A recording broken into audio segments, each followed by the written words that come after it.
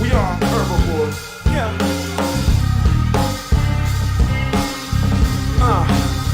Listen. Fuck you, mean. Fuck you, mean. Fuck you, mean. It's over. I gave you everything I had. Fuck you, mean. Fuck you, mean. Fuck you, mean. I'm sleeping on the couch like this ain't my motherfucking house. Too. Fuck you, mean. Fuck you, mean. Fuck you, mean. You're gone like I'm the one who did you wrong. Fuck you, mean. Fuck you, mean. Fuck you, mean. You're walking out that door. Shit. Heard it all before. Heard it all before. But this the last time. Gots to be the last time.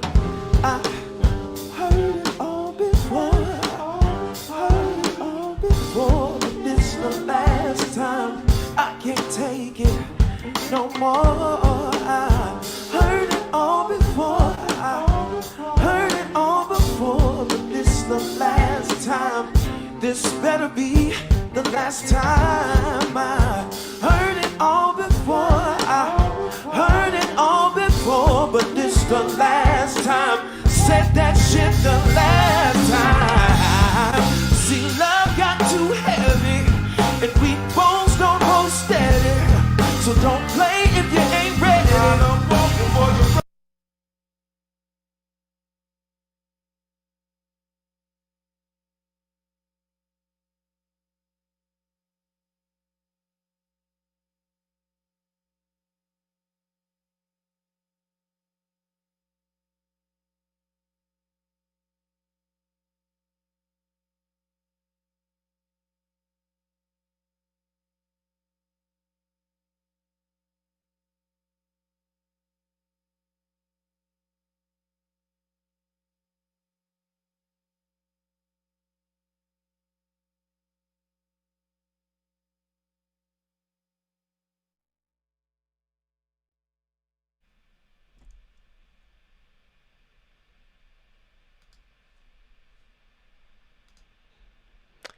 Yeah. So, yeah, audio just dropped out. Listen, of course, it would not be a real episode of the 6 Degrees podcast without some opportunities to learn some things, and that was a learning opportunity. Got caught by Content ID. That's probably what it was. Okay. Hear it now. Thank you. Listen, welcome to the 6 Degrees podcast, where instead of separation, we choose to explore the ties that bind and focus on those things that keep us all connected. I'm your host, Bel-Ami, and as you saw, the title of this episode is Meridian 23, featuring my brother, Mr. Will Sachs. Can't wait for you all to get to learn more about how we are connected. If this is your first time, I just want you, thank you for joining in, and welcome. This is the 6 Degrees podcast. We're live here on whatever platform you're viewing this on each and every Wednesday night, 9 p.m. And yeah, this is what we do, man. First thing I always ask is, what is your temperature? And as soon as I can find there we go. What's your temperature? Drop in the chat. Let me know what your temperature is. I think that once you tell people your temperature, it kind of gives them a clue as to like how they can engage with you, and it just helps us be better people to each other. Today my temperature is like a 73. I'm good. I'm cool. It's like it's kind of warm, I guess, but it's nice weather. No one ever frowns at 73. No one's like, I didn't want this 73-degree weather, or I can't go and visit there. It's 73 degrees. No, 73 is always welcome. And yeah, I'm coasting today. I'm feeling good. We got some people already jumping in the chat as always. Cherie says 67. Okay, I can do 67. Yeah, 67 is okay. Kadre says he's at a 70 degrees, warm but breezy. Yo, let us know throughout the show tonight if you have any comments or anything. Feel free to drop it right here in the chat. Also, going to use this link as well. I'm going to post it in here early, and you can use that link as well. It just popped up in your chat. I just posted there. That will pop you backstage VIP section, and you can hang out with us back here. Yeah, ask questions face to face.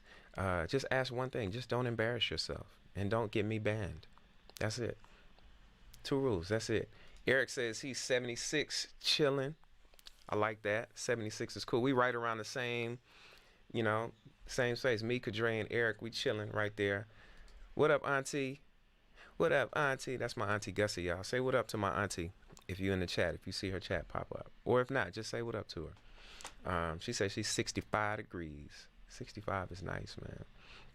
You get much lower than that, and then it's something going on. Okay, and of course, Misha, the Silky Savage, is 59 degrees. Cold AF. Or lower, who knows? Misha, look, man, you're going to have to come on here and explain this, or just or just explain a little bit further. 59, that's an interesting temp. Anyway, we'll get back into that. Like I said, anytime throughout tonight, make sure you drop in comments in the chat. I'm just like your exes. I stay in your DMs, so I'm always be watching the chat, seeing what's going on. Also, I'd like to remind you, whatever platform you're watching this on, just take the time to follow, like, and subscribe, however you're seeing this. It really helps. It's one thing to watch it. It's another thing to actually subscribe so that you can watch again. But also the way these algorithms work, more subscribers, more likes, all of this stuff. You can drop a comment below if you don't feel like following and subscribing. Just drop a comment in the chat. That helps too. You can click the like button. You can share it with a friend. And I just might as well get this out the way early. There's this little thing that you see floating across the bottom there. At any point throughout the night, look, this always works. Matter of fact, if you're watching this after the fact, and I'm saying this, of course, you're not watching this after the fact now, but for those who will be watching this later, listen, that always works, and that is a surefire way to support the channel, ensure that we can continue making these shows happen, man. This is cool. But yes, this is and so I have to clarify something here. So I originally put on here, this is season 2 of the 6 Degrees podcast, but upon further review, I realized, and my wife apprised me to this, that I didn't really give too much time in between, like a season, what you would expect to be like a seasonal format. And, partly because, I just don't care sometimes to follow regular formats. If you've ever listened to my music, you understand that as well. Choruses are cool, but whatever, one time is enough sometimes. Song you just heard, Weak Bones, it comes one time. Live, when we do it live, you hear it more than once, but no. So yeah, this is just episode 10. This is not really season 2. That's what I'm trying to say. Yeah, after this season, we will take a little bit longer break just to get some things, but this is a learning process. I appreciate y'all sticking around and learning this with me. And without any further ado, I do want to bring on my special guest for today's episode. Yes, Kadre says, yes, season 1 ended last Wednesday. Season 2 begins today. Listen, that's how I choose to live my life. But my guest this week, my brother, the one and only Mr. Will. I still have not got my applause button together, but I'm gonna get that together. Will, what's good, brother? Hold on. I didn't change. We learned this season. I shouldn't still be making these same mistakes. It's still season 1. That's proof. right? Um, What's good is that like my upstairs neighbor's dishwasher just started going off immediately as you just hopped me in here. So Yeah. all right, so it should be an eventful, a very loud evening. it'll be a busy audio editing session for your Isotope plugins. Hopefully, Nice. What's up, brother? How you doing? I'm great. What's your temperature tonight? Listen, it was probably like 80 before we hopped on, and then like you started rolling the video, and then I got sadder, and so like my temperature is slowly rising right now. I think I'm at probably an 88, and the humidity's like creeping a little bit, but like it's okay. We're still cool. It's Okay. our dishwasher. Oh, that's us, Lanty. Oh, okay. Oh, okay. See, and you about to blame your neighbors.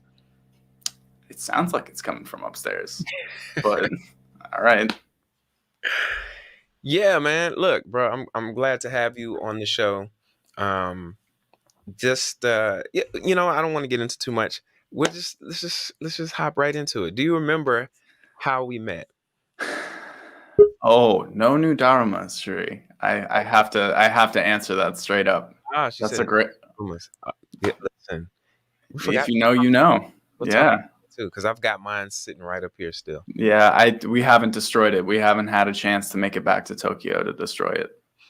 I'm sorry. What was the question? I got sidetracked by Daruma. What do you remember about how we met? Okay. Well, I don't know if I remember how Misha says we met, which was a Funkaholics show, and I assume you were with VFerg. Yeah, but what I really remember is Meridian 23, which was a gumbo jam. We had a chance to play, and I also just was watching you sing and just so amazed at what you could do with your instrument. And I remember going up to you and like really introducing myself and being like, we should work together. And this is the first time I've ever heard this in New York. You looked me dead in the eye and said, I'm sure we will, in a way that I actually believed you in New York City. Like just like that, I sound like an old Jewish man. Of course, I'm sure we will. And it kind of yeah. I mean, that's how we met. We can get into the rest of it a little bit later, but yeah. It's so interesting, man, because I remember meeting you at Savannah, right? Like Misha does. It's like who's to know the truth? It doesn't matter.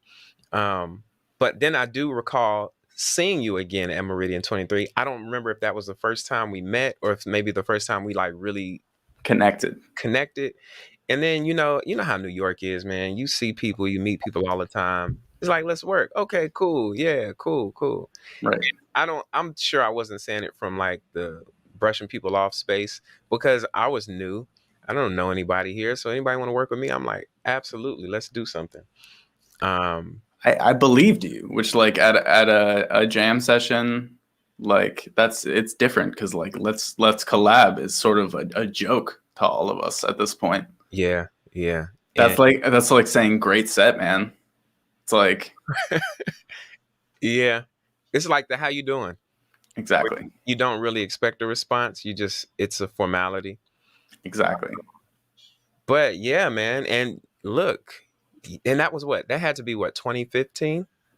Yeah. Probably 2015. And so I moved in 2016. How do we reconnect?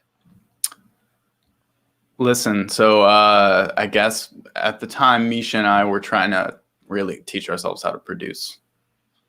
Because Misha had for sure had some technical ability. He like had studio training in college. I took one studio course, but I never really got into the engineering of it until 2015, 2016. And we started, writing some stuff, and we're like, oh, it'll be just Jewish Dilla. It'll be called Bagels. I swear to God, that's where we were at. And then all of a sudden, I don't really know how or why your name popped in my brain. I don't know if it was just the beautiful wedding photos of you and Malika that have just been like seared into my memory. Yeah. From like just being Facebook friends and distantly friends. But like, I was like, what's up with him? Misha hit him up. And he's like, oh yeah, sure. And it was immediate. Your response was immediate, and it was just one track that we sent you too.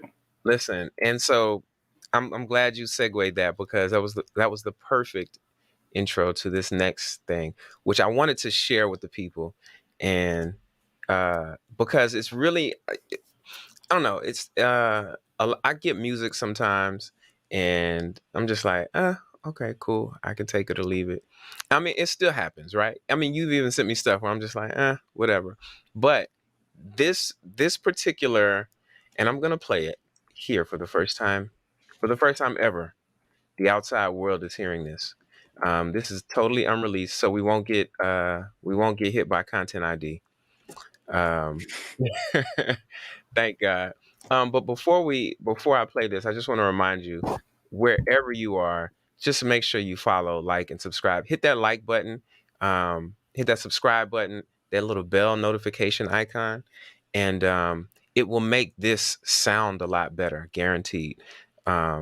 So just a second, Will, I'm gonna put you on mute just so I can play this really quickly, and so people can hear this in stereo. All right, here we go. This is what you sent me, and it was called "I Would Date That." Hold on, first of all, tell me, how did you come up with "I Would Date That"? Fucking Misha. I was playing something on keyboard, and Misha was like, "Let's save it." And he's like, "What's the project name?" And I said, "I would date that," because I always date my good projects. Or like, today would be 3/17/2021. Got you. And I said, "I would date that." And he named it. So this is how crazy it is, and this is why I love how, and this just speaks to art, right? Because when you sent it, like, I'm thinking, anytime I see or I get a track, and I can inevitably, I see the name of it, right? Whatever you save the file as. And so automatically when I go to listen to it, whatever I perceive from that is the first, like, I start to understand it based on this title, right? And so as I'm listening, it's going through that filter of whatever the name of it is. And that's how I kind of get to my creative space. And it doesn't always fall in that same area, but that is definitely like my first impression. And so when it was "I Would Date That," it was just like, yo, I was thinking like, this is a sexy ass beat, or like it's a beat that I'm attracted to. I don't know. It's strange, but "I Would Date That." This is what you sent.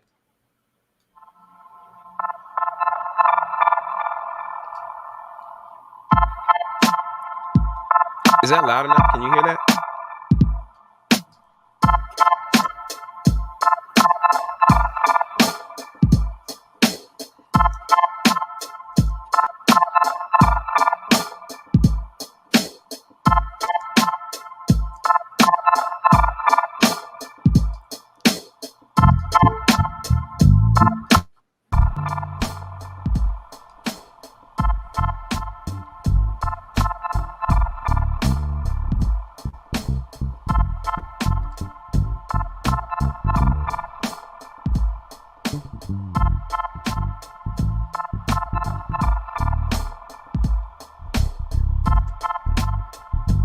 Cool. I'm not gonna play too much of it, right?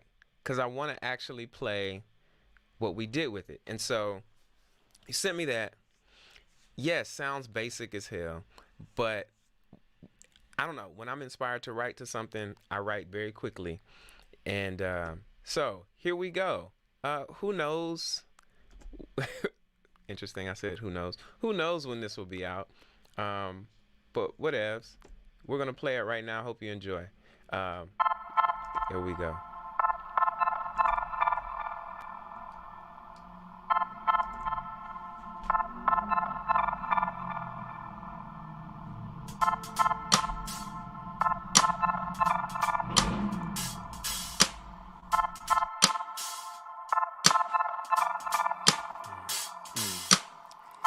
I sit and think on life like every day. And I wonder how you're moving ever since you went away. Replay images in the back of my mind. I refuse to let the sun go down. I'm stuck on 559 and I don't even know why I do what I do. I sat in the same room, staring at the door, waiting for you to come through. They tell me I'm wasting my time, yeah. I wanna get you out my mind, but the feeling's still alive. And who knows what the future holds? I was born bold, but my fire seems to go cold. I've been searching around for some heat to reignite my flame, but the lesson don't always feel like a blessing. And my mind is tired of stressing, and my soul is tired of reaching out for you, girl, 'cause I want you. And I need you. Oh, 'cause I want you. Yeah, and I need you.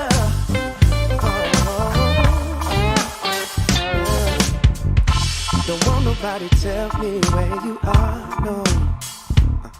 'Cause I know just where the hell you be. Ain't got to travel very far. Don't really need to know how you do it. That's what you're doing. It's coming back to me, 'cause that's all I can see. And who knows what the future holds? I was born bold, but my fire seems to go cold. I've been searching around for some heat to reignite my flame, but the lesson don't always feel like a blessing. And my mind is tired of stressing, and my soul is tired of reaching out for you, girl, 'cause I want you. And I need you.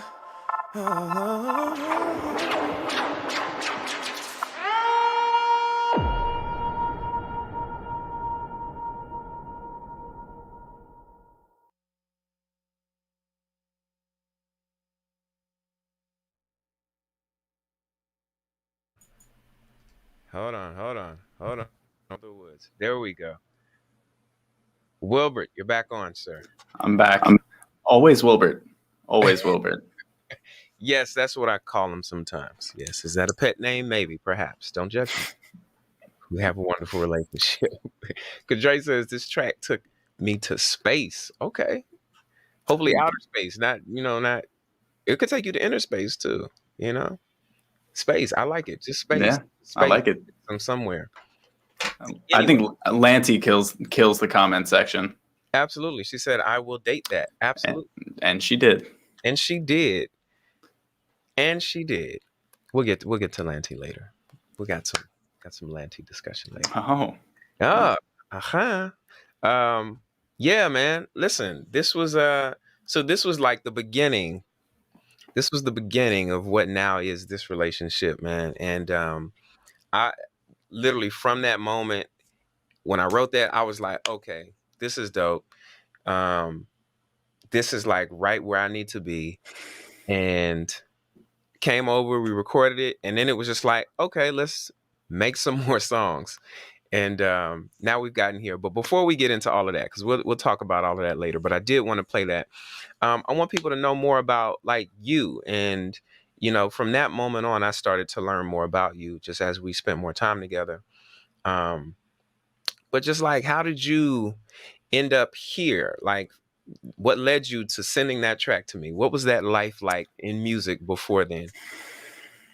All right, so I'll take you to me moving to New York after college. I was a double major in college. I was a jazz performance, music major, like seminar major, and English poetry composition major. So the job prospects were glamorous. I can see. That sounds exciting. And I moved into what was like the tiny little bedroom in my dad's apartment and started going to jazz clubs, thinking that all this time that I had spent shedding in college was going to really prepare me for it. And there were a few sessions that were really kind to me in the city. Mm-hmm. Cleopatra's Needle was the first place I went. And I actually met this guy briefly who was Dr. John's music director. And he asked me for my card. I didn't have one, and I was so embarrassed. I was so green, so young. Yeah. And then, you know, I went to Smalls with my electric bass guitar, and that went over really well. Shouts out to Smalls. It did not go over very well. Shouts out to Smalls. They don't like any electric. Just for people who are new to Yeah, it's a place for acoustic instruments, and they made that very clear to me. So I played upright. I had learned to play upright in college, but you know, I don't really play upright. Was bass your first instrument? Bass was not my first instrument by any stretch. I actually, some of my earliest memories are hiding from, we had a family piano teacher. It was the three of us. We had a piano teacher come over to our house and teach us lessons. And I remember hiding from her age like 2 or 3. So I've been playing piano a long time, but I took a very long gap. Let's put it that way. So I started playing piano age 3 or 4 until I started playing saxophone. My dad demanded that I play sax. Is that his favorite instrument? Well, my last name is Sax, and he put it to me this way: "You're the last of my kids. You got to do it." And so I did. I played sax. I loved sax. Sax is my life for a few years. I had a great teacher named Georgette, who one day like mysteriously disappeared, and I have never been able to find. If you're out there somewhere, I hope you're well. If you're out there. But I mean, we're really all here because of teachers that believed in us. That's true. I feel. Shouts out to Georgette. Shouts out to Georgette. Yeah, and all those music teachers that can nurture you, because that's a really hard thing. So how did you find your way to bass? You started with keys, then went to sax. Well, I briefly played guitar. That's a different story for another time. Okay. And then, so I went to the summer camp up in Maine, as a lot of young Jewish kids do from New England and New York City. And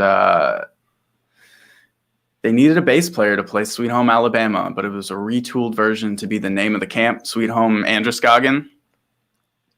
And they needed a bass player. No one ever needs a sax player. And I picked up the bass and was like, damn, I can finally learn all those Red Hot Chili Peppers lines I really like. Yeah. Shouts out to Fleet. Shouts out to Fleet. Yeah. And, you know, it just spiraled out of control. So I was like 12 years old when I picked up a bass. Yeah, that was stuck, and you've been stuck. Yeah, yeah. Well, listen, I appreciate it because, and it's so interesting now that I'm like really thinking about this. When I create, I hear bass first. It's the first thing I hear. I can't always play it like I hear it, but I can always hear it. And it's just interesting, the people who I align my, the people I've been able to create the most music with, be the most prolific with, have been all bass players. You, my boy Ike, who started off the 6 Degrees podcast, he was episode number 1. Of course, Eric Lewis, who's in the chat. I see you, bro. And he produced my album, Music. Go ahead and download that, or just play it on YouTube too. And then you, who what I realized after we all start working together is that the majority of the stuff that I write to is your production. And it's just, I think I just have an affinity for bass and bass players, and that's just, yeah, I don't know. Interesting. Yeah, I think it's even beyond. I mean, for sure, like, I'm honored to be among that list of people. You know, I love Eric's playing, and Eric, we should totally link when it makes sense to link. Let's do it. It's also like, I feel like we connect emotionally, which is why that production Yeah. really works. And I'm sure we can get into that, but it's been a beautiful partnership, and I'm so grateful to you for even entertaining what that beat was at the time. Oh, And quick shout out to the old Woolly Mammals drummer, Kyle McCarter, who played drums on that, and he destroyed it. shouts out, man. Because live drums make the world better. No question, and he's one of the greatest drummers I've ever played with. Hands down, like a wonderful, wonderful, truly incredible soul. Yeah. I won't gush too much, but so Sheree actually asked a question. Sheree, I want to know where you went to college. went to Skidmore College up in Saratoga Springs, New York, which is a very small liberal arts school with a big performing arts center that I spent all of my time at. Weren't we supposed to tour up there? We can get in. Do you want to get into that later? Yeah, absolutely. Yeah. Let me go back to Smalls, because this is Yeah. I think it's a really important moment for me. Go ahead.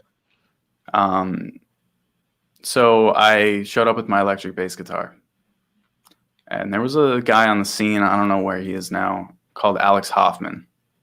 He's a tenor sax player, straight like Coltrane guy, total asshole. Started big Twitter beef the year before for a status that just read "fuck Wayne Shorter."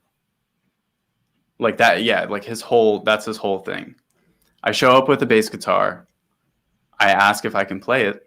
They say that's really not our thing here. The guy who's hosting the jam's being very polite. And out comes this guy from the bandstand, getting in my face, spitting in my face. Like, how dare you come down here at a space for acoustic instruments? I'm like, dude, I didn't know like it was that crazy. I can play upright too. Like, it's all good. And then I was just like, I don't really want to play that song though. I'll just wait when it makes sense for me to hop in. I don't know this song like that. And so they like hauled out a book for me. It was really patronizing and really shocking. Like how brutal it could be. I know jazz is like that, but it's, you know, I ended up playing. I ended up doing the best that I could. I took a one chorus solo that was the best that I could do in the moment. And then the first three notes, everyone in the club was like, oh shit, he can actually play. Wow. And I remember locking eyes with the sax player as he took a solo over the song and just giving him that look like, I could fuck this up for you at any second, but I'm not going to do that. I got off after that one song. The crowd seemed to like it because the drama was good. Like if I had seen that, I'm sure it would have been so entertaining. But I went straight up to the bar. I got a double of tequila. I downed it and I left so quickly that I left a bass strap down there that I never have gone back to pick up. Wow. And this experience shook me. It really fucking shook me. And I'm sorry for cursing. Hey, bro, this is you can speak freely here. But I have no censorship here. That's the moment that I realized, like, oh yeah, jazz is definitely not an option. It's not on the table. Like I can do that. And a very, very sweet man, Julius Chen. We're still connected on Facebook. I don't know where he is these days, but he actually caught me right outside the club, and he's like, listen, I really believe in you. I think just these guys are really tight. I've been coming here for 3 years just to listen, and I play when it makes sense for me. But like, this is how it goes. Let's link at some point. Let's play music. And I did that once with him, and he's a very sweet guy, an incredible player. But it was really hard for me to, you know, go around the city. I wasn't going to go to jams. Yeah. And then I started hitting Google, like, what are like hip hop jams in New York like? And I went to the Lesson. Yeah. So here's the thing, because before you even get into that, I haven't even heard the story, but just based on the two spaces that you told me you went to, going to Smalls, that experience, and then you left that experience and your next like major transformational experience was the Lesson. I can already I can already see kind of how this progresses. But for those who don't know, please fill them in. The Lesson was a legendary live hip hop jam, Lower East Side, in a place called Arlene's Grocery since 2013. It was 2013 to 2017. Wow. And it was a movement. It was the most inclusive, the least toxically masculine jam session I've ever been a part of. And it was a really beautiful place for people to share. And I lament a little bit being as young as I was at those sessions because I wanted to play. I wanted to cut my teeth. I did not leave the bass, Cherie. That would be bad. I could not do that. It was just a strap. It was a big strap. It was a great strap. That's a great question, though. Eric says the bass is the only true instrument. Yeah, man. I think he's biased, though. Anyhow, so I show up to the lesson. I got to play once at the lesson. I consider myself very lucky. Had some really nice connection. And I went to a few lessons. I wasn't there every week. I wasn't dedicated like that. And at the time I was working at a place called Patagonia, selling fleeces and the like on the Upper West Side, just trying to make enough money to like save something to move out of my dad's apartment. I went to the lesson and I actually responded to a Craigslist ad that led me to the Woolly Mammals drummer. Craigslist? It was a Craigslist ad, man. I was desperate. I was going to coffee shops responding to Craigslist ads for people who needed bass players. I linked up with this guy named Danny McBride, not the actor. Okay. Obviously. Who worked for a production house in Midtown and had a thing going. And, I was joining this band. Didn't really like the guitar player all that much, but really, really locked in with the drummer and was like, oh God, what is this guy really about? And that project fizzled. We played a few shows here and there. We did some weird showcase at Smash. It was familiar with Smash Studios. I think. Yeah. And nothing really came of it. But a few months later, I ended up getting drinks with Kyle, and we were like, "What can we do?" And I was like, I don't know. Let's do like a fucking burlesque show, big band, or let's do this or that. And it led to Woolly Mammals. And I saw Isaiah was actually on here earlier. He was the first singer in Woolly Mammals. Really? Shouts out to Isaiah. Isaiah, yeah, no, that's yeah. Right. Isaiah brought a lot to that project. He brought my songs to life. He was the second person in my life that would sing words that I would write. Dope. That's crazy, man. Because I think I met him at Sylvana as well. I believe the first time we met was at Sylvana. Sure. Yeah. I mean, we had met through Misha, or maybe through our friend Sway, actually. But Isaiah was the first singer. I convinced my keyboard player from college, this college band that I was in called Bo Peep and the Funk Sheep. I used to be That's a cool name. Bo Peep and the Funk Sheep. I like it. It was like a 13-piece funk band. I was the bassist and the singer. 13 piece? Y'all made no money. I mean, we were college kids. Like matter, yeah. Yeah, we could have rehearsals every week. It was like it's all good. But it was that was a crazy experience, and I was like, I do not want to do that. And the music's still out there. If you want to hear some real liberal arts, big band funk shit, or you want to hear me sing, I don't know why you'd want to do that to yourself. But yeah, so I convinced him to move over from Chicago because I'm like, man, if I had a keyboard player here, I could start playing gigs. And he did. I got him a job at Patagonia. And one of the other guys from Patagonia was playing guitar in the band, went away to work at a summer camp.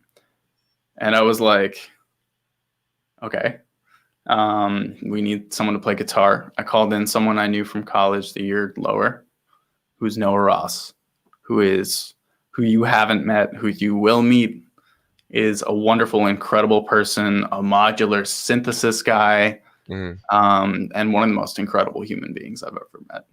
And I asked him to step in temporarily because I'm like, we're kind of like a funk band, and I know that's not really your thing.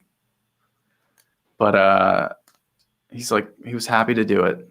And then that started Woolly Mammals, which was this iteration, like really what came after Bo Peep and the Funk Sheep. You know, Bo Peep, you have the sheep and then you have the wool.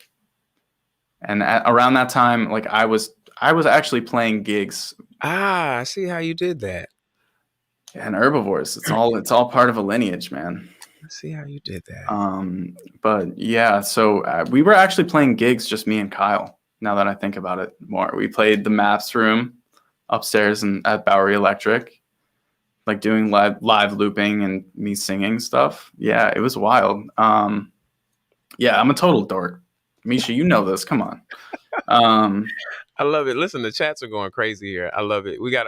I want to make sure I get everybody's. Yeah, Kadre says going back, he learned everything else from learning how to play bass. It's, you know, it's everything you need to know about rhythm and melody rolled into one. It's, if you can play the bass well, you can, yeah, exactly. Wool socks. Exactly. Yeah. Woolly Mammals. Yeah. So let me just quickly say Woolly Mammals was a lot of things at a few different times. Isaiah, man, I was just saying, like, shout out to the first Woolly Mammals singer, Isaiah. It was beautiful to work with you. But yeah, so, you know, Isaiah and the band, we moved in separate ways. We started looking for a new singer. Our second singer was a woman named Brittany Fouché.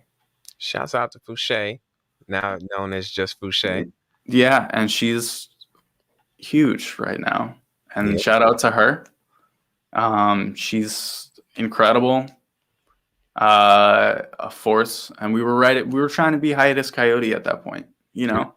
We were trying to write overly complex things, and in one rehearsal she just says, I don't like it. Like, as simple as that. I don't like a single song we've written. And Kyle was like, okay, fuck you, sort of. Yeah. And then it kind of all came to a head at a gig when she had a mishap. She spilled a cup of water and she asked to on the band on a song that didn't have the one. Yikes. Yeah, it's always rough. First of all, anything like that, there's always going to be some headbutting. But geez. But then it was war, because from that moment on, Kyle was already like, I don't really want to work with someone that doesn't appreciate the effort that we're putting in, X, Y, or Z. And then that moment happened where she, like, it was sort of a train wreck moment. Like, it was really tough. I mean, obviously we've all had them, but the way she worked through it and the way that she talked to the crowd was just like, was weird. And the entire rest of the gig, Kyle was just drowning her out. Every time she went to go take a run, cymbals. Wow. It was war. It was the most uncomfortable I've ever felt on stage. It's so interesting you say that, because one of my the foundations that I move with when I'm, especially as a singer, is like, yo, I don't want to play anything that, well, it's not, I guess it doesn't necessarily equate in this circumstance, but I always want the band to be happy with what they're playing. You know what I'm saying? And to feel comfortable enough to know, just out of respect, for one, because you know, and also to understand, like, I'm not trying to outshine anybody. Like, we're all here together, because at any point the band has the power to make a singer look stupid on stage. You know what I'm saying? Like, that's why if there's a mistake, I'm not the one to look back at somebody. I learned that early on as well. Don't do that. That just incites more anger. It's just like if something happens, you just keep it moving, man. But yeah, man, that's an unfortunate experience. Shuri, I'm answering all of Shuri's questions because she deserves answers. Ah, So on the one is just like on the downbeat of the measure, and the song that we were playing, it was like bap tap tap tap tap bap bap tap tap tap, and you know, playing something right on the one there just sounds like you were just noodling, you know, because you've been creating this expectation that that's not really the main emphasis. mm. And it was very awkward. Yeah. Yeah, and yeah, I won't get into what she said. I just called her afterwards. I'm like, hey, it's not working out, and she's like, oh, you couldn't have done it in person. I'm like, I'm really sorry. Like, Yikes. and that's sort of when I started toying with the idea of singing again. I had one rehearsal where I was like singing my songs again, and Kyle was like, I don't want to do that. If this is the band, I don't want to do this. I'm sorry. It's not, no disrespect to you and your voice. I just don't want to be in like a fish-like entity, which is what it would be like if I sang. And you know, that hurt me a little bit. Yeah, I mean, you take any Sure. creative thing like that, it's very personal. But that led to us starting to use the vocoder. Mm. And that was a wild ride for me to turn over to my lovely guitar player and say, hey, we're going to use the band fund to help pay for a pedal so you can play guitar and bass at the same time. Which is a crazy thing that we did. You play guitar and bass at the same time. Because I was using my bass guitar to control the formant of my voice. Because that's how a vocoder works. You have the microphone input and then the instrument input. And so it would be like normally a synthesizer into the vocoder on one end and then the microphone into the synthesizer. And the vocoder will just blend the two, which is what gives Daft Punk that robot-y sound, or the Transformers or anything like that. And for me, this was like total liberation. I got to be jazz again. Because I got to approach things in a completely free way. And it was exciting. I left that comment up there for a minute just to I don't know, because Misha says he got a good voice though. And you know, I've been on this free will in the vocoder campaign for a couple months now. Or at least since right before we put out Nightshades. And you know, we'll get to that later. Yeah, Roger Troutman. Almost like a talk box. Yep. Cherie's first, she went to Roger. Yep, Roger Troutman. Y'all know, see, that's why I appreciate y'all, man. But I was trying to be Roger Troutman times Larry Graham. But also approaching like a jazz singer. I was transcribing Stevie. I was like really trying to get good at this entirely different instrument. And that was a great intellectual challenge for me. I always need a good challenge. Yeah. It's interesting how it almost morphs into a different, like by you adding different things to the mix, it morphed in now to another instrument that you have to learn. Yeah. And it was something that you had to practice. And we had one song that did really, really well. And then the ones that we released after it didn't do as well. And, you know, we went through our ups and downs. There was a lot of perfecting that we had to do. We released a lot of incredible merch that people still have. And I guess it was in 2017, Kyle was like, Farron, his wife, got this huge job at this hospital. And I'm like, that's great. And he's like in Mobile, Alabama, which is where he grew up, basically right down the bay in Fairhope, Alabama. So he got a chance to move back home. and we all made the decision. This wasn't a band without Kyle. Yeah. You all heard the way that this man drums, and that this was. I told him, like, hug the band. We had a session, and I was like, this is Hug the Band. This is P-Funk. This is your big fill at the end. And he's like, word. Usually Kyle is like Mark Juliana, Art Blakey shit, like really heavy, incredible drummer. Mm-hmm. We didn't think it was appropriate to replace him. So, and that project, I guess it was, our last show was at New Blue, 151. Shouts out to New Blue. Is New Blue? We'll get into that in a second. Yeah. And it was a great night, and all of our friends were in the room, and it was a great farewell. Mm. And this was after it gets painful right toward the end of things, because obviously Kyle knew things that we didn't know. That Farron was like up for this big position, that they were considering moving back home. Yeah. And he's struggling with that as I'm in Brazil for NYU. Like I totally glossed over the fact that I go back for a graduate degree. How did you get to Brazil? I thought you were in New Blue.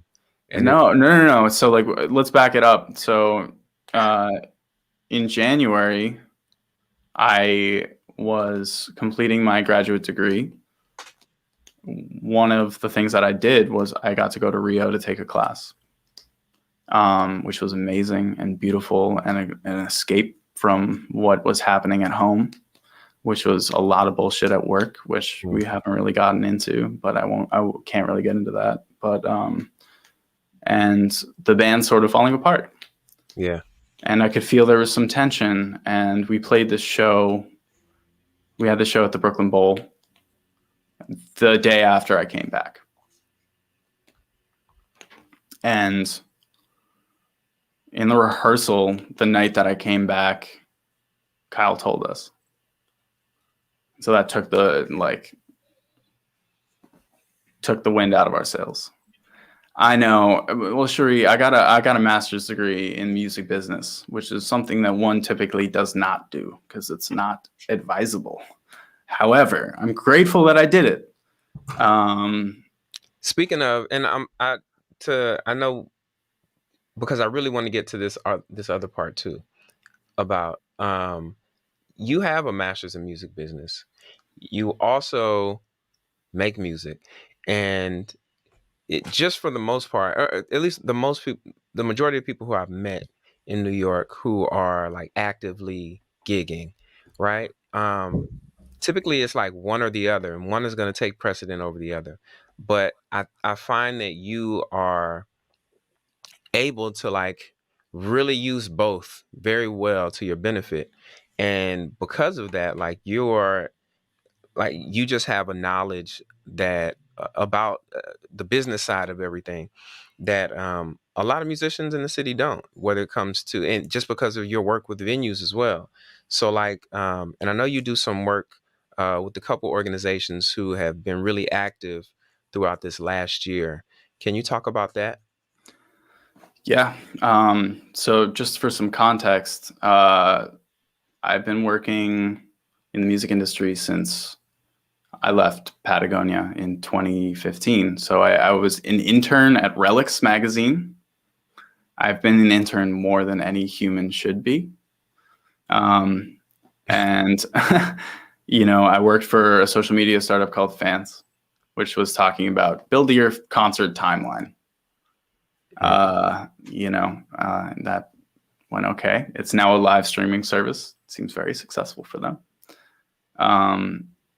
Then I took a small break. Then I went to NYU, decided to apply. Trump got elected.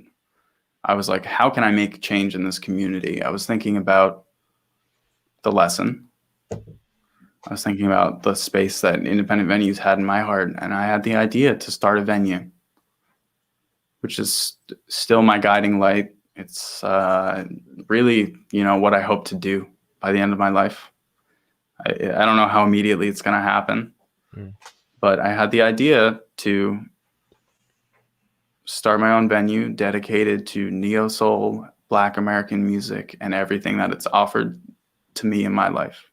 Because I think it's criminal that in the city of New York City, the city of neo soul, I know some people would say Philly.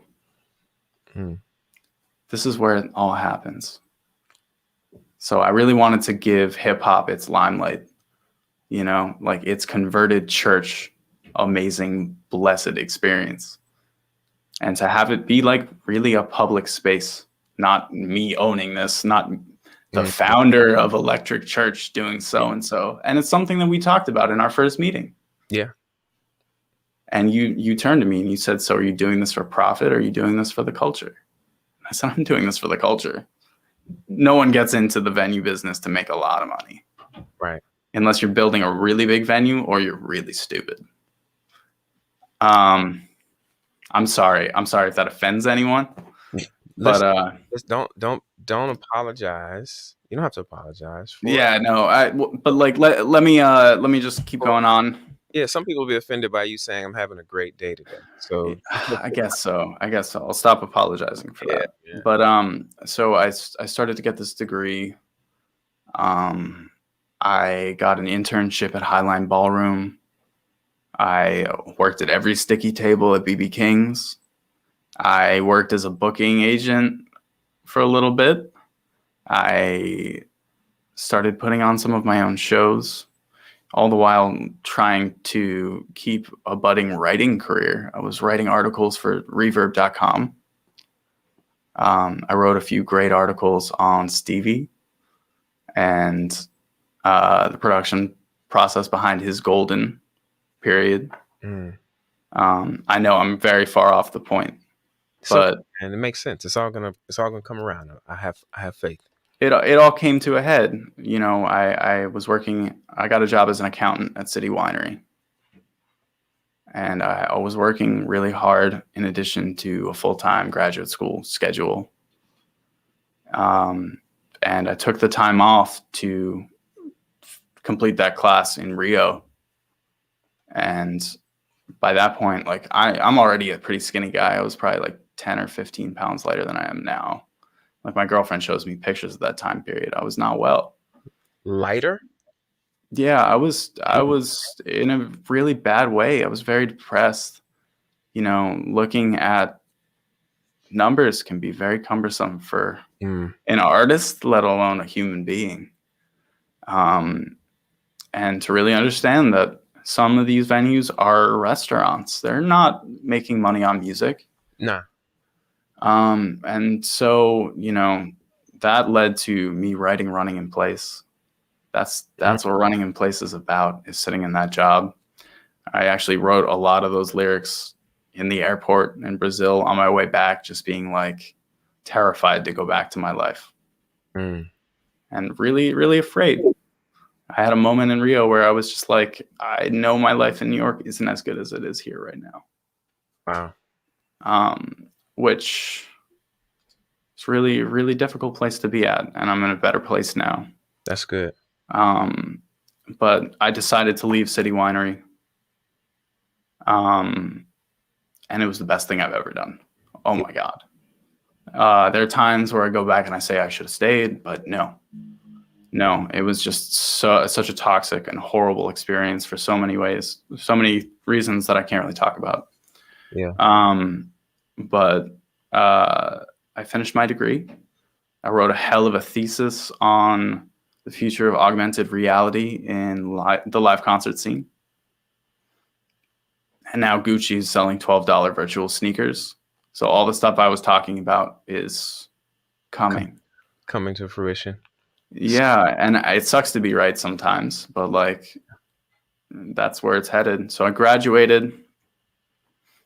I've spent the past few years like freelancing for a few different organizations, but when the pandemic hit, one of the places I had worked for the previous year, Marauder, had started these independent venue week town halls which was Independent Venue Week is a brand that was taken from the UK into the US by the boss of Marauder, the company that I now work.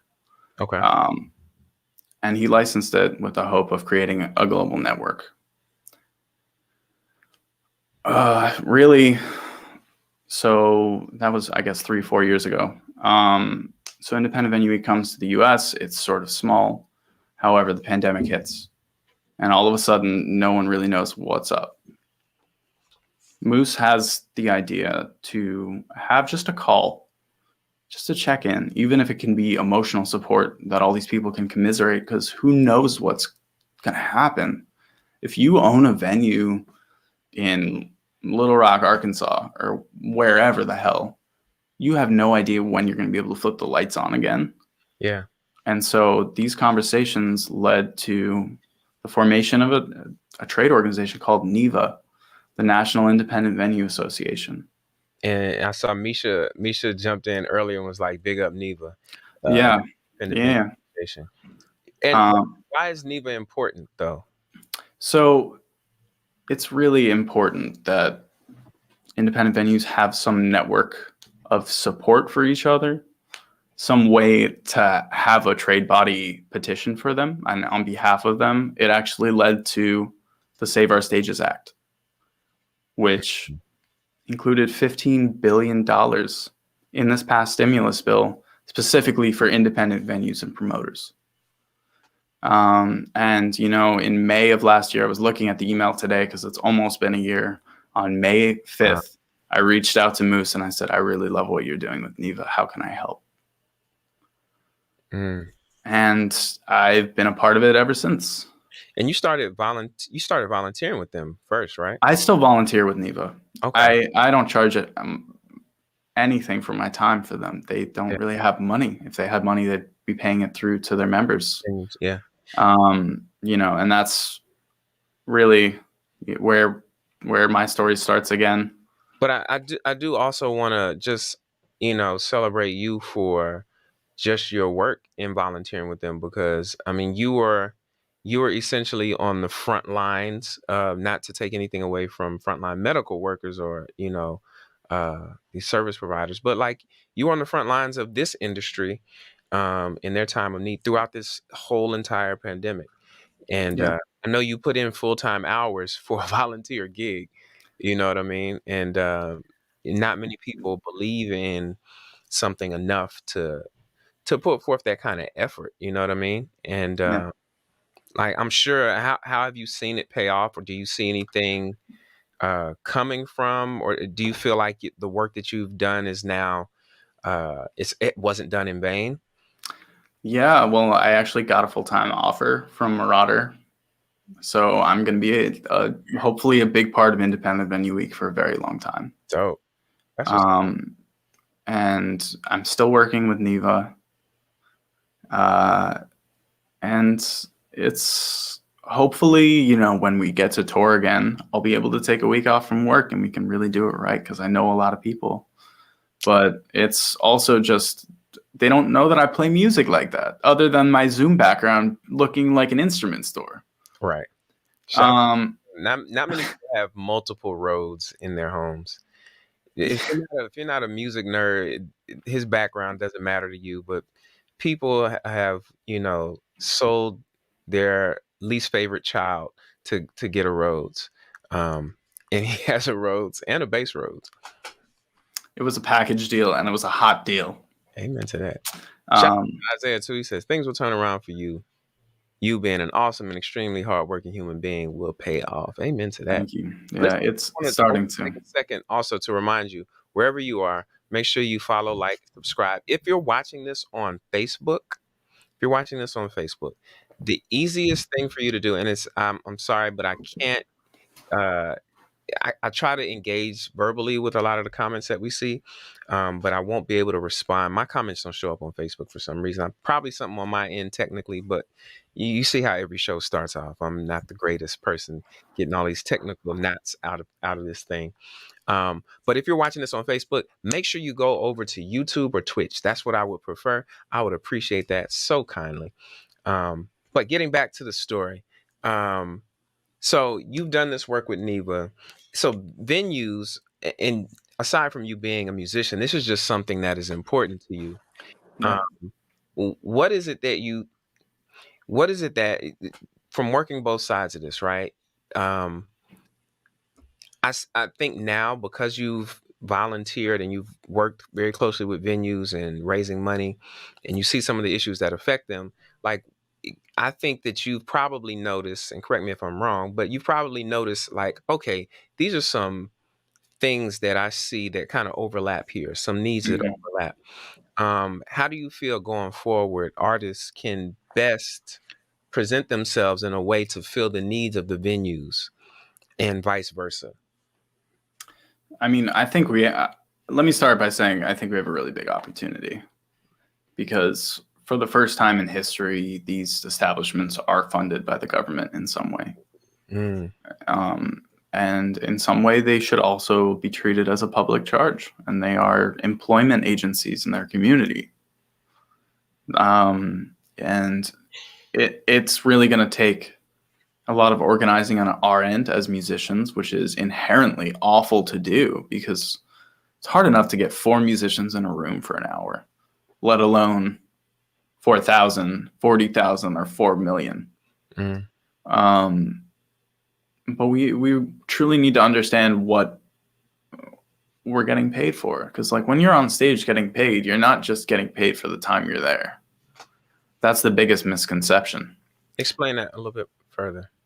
You should be getting paid for your historical worth. Oh, All the hours you spent in the practice room. yeah. Like that's really the impact of your payout at the end of the night.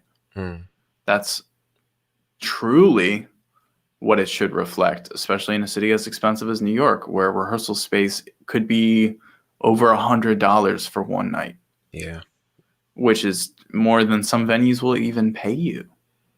It's If so interesting you say that because, oftentimes the venues don't participate in that paying for your time. They leave it to the patrons via tips, right? Because the better you perform, hypothetically, the more tips you'll get. And so they don't it's participate in paying you for the rehearsals that you put into even establishing, a reputation to get the gig. well, historically, what I think's happened is that the pay for musicians has stayed exactly the same since 1963, and everything else changed. You're still paying that same $10 for a show, but $10 back in the day, that was like you're halfway to offender money almost. Not actually, but Yeah. like we forget how much music is worth. And we've really forgot our worth because someone else told us what it was. And I think you'll see a lot of people flinch if the next Herbivore show were $45. Mm, But I think we all need to be having a conversation about why we're running shows the same way we ran shows in 1919. yeah. In a world that's changed, what other revenue streams can we add?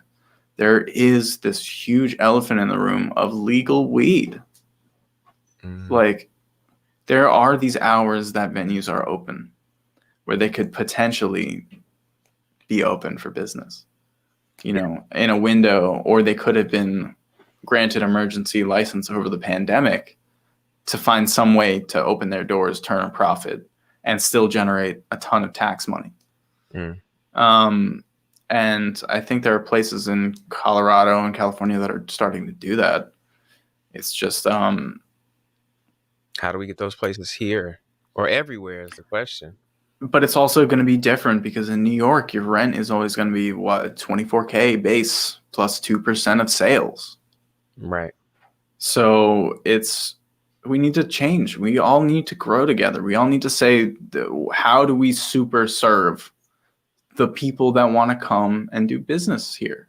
Like, how do you get people to go to Brooklyn Bowl 3 times a week? Mm, And for me, like as a future venue owner, I think that's mostly curation.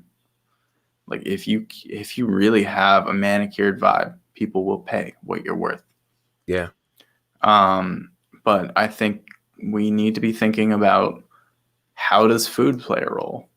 Like, I hate it when artists are looking at my fucking face eating food, because that feels disrespectful. What do you mean? Like, it's like at the Blue Note that you'll get a shrimp cocktail in a set, and like you're watching Maceo Parker and eating a shrimp cocktail, and it feels weird to me. It's like, I feel like we need to have, this is one thing that Peter Shapiro actually said about when he was designing Brooklyn Bowl, is he wanted the food to be in a place where you could see the music, but you couldn't see the diners. Because it's more of like a Viking town hall vibe if people are eating, rather than like, I don't know, awkwardly dancing or awkwardly not dancing or doing what they do in small rooms. It's just a different way to engage and interact with the music.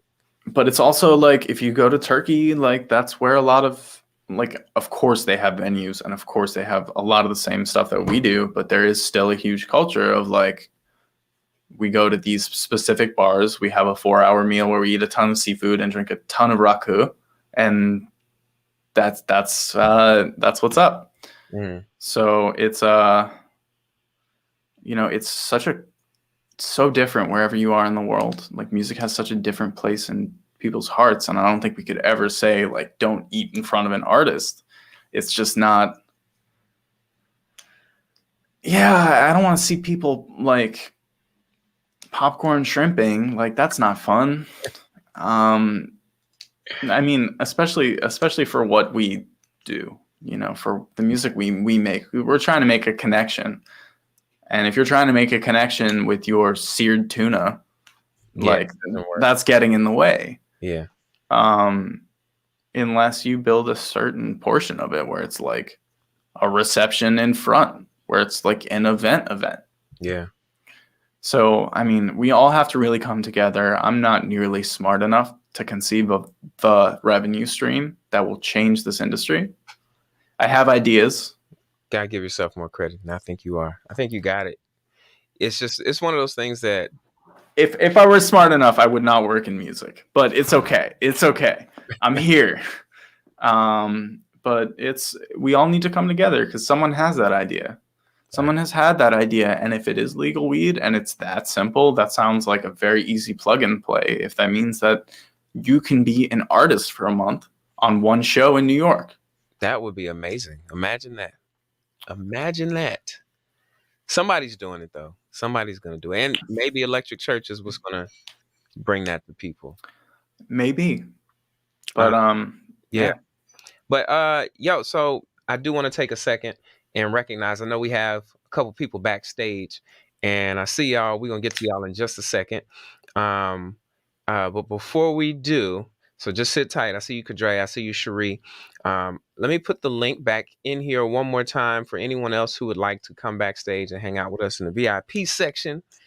The link that you see appearing in the chat is the link that you can use to pop back here. If you would like to speak to myself, Will, ask a question, make a comment, anything that we've discussed thus far. But now is the time, sir. Now is the time. Oh boy, I've been waiting for this one. All right, let's go. For my favorite part of the show. Before we get to it, though, I'd like to remind you, just wherever you are, make sure you like, subscribe, follow. And actually, before we get into this next part, I want to also take a second and just put you up on game. There's a few other people who I'm in very close contact with, and we do a lot of work together. And I just want to take a second to just highlight some of the work that they do. This is my brother right here. This DJ Elbow Breezy. If you have, he goes live on Twitch every Monday, Wednesday, and Friday. Pull that back up. Yeah, and we host Creators Podcast every Saturday at 9 p.m. together. That's DJ Elbow Greasy. Make sure you follow him on Twitch. And then it's my brother Robbie Tolan. Does a quarantine kickback every Friday night. This is him usually there with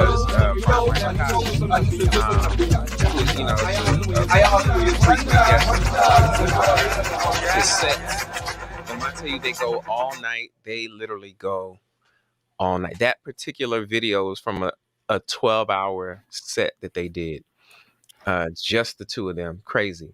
Robbie also has a podcast, Real Talk with Robbie Tolan, which you can search. It's available on all platforms. Make sure you go ahead and grab that.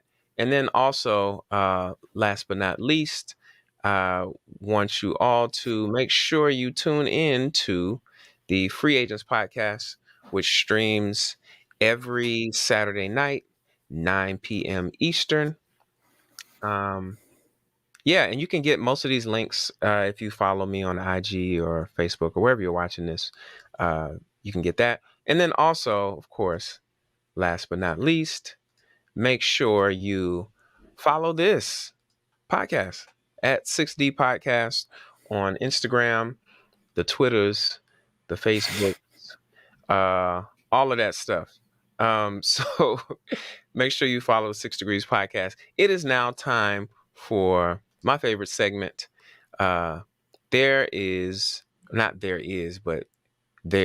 It doesn't have the same ring. There is a song for that. There's a song for that, which is a playlist, completely guest curated playlist, I might add, from guests on the 6 Degrees Podcast. And you can get this on Spotify. Make sure you go subscribe. I know Cherie subscribed to it. She found it. She had to do a little searching for it. I'm trying to make it easier for y'all to find it. But if you just type it in, just like you see it here, you'll be able to find it. There's a song for that. And you ready to play? I guess so. As ready as I'll ever be.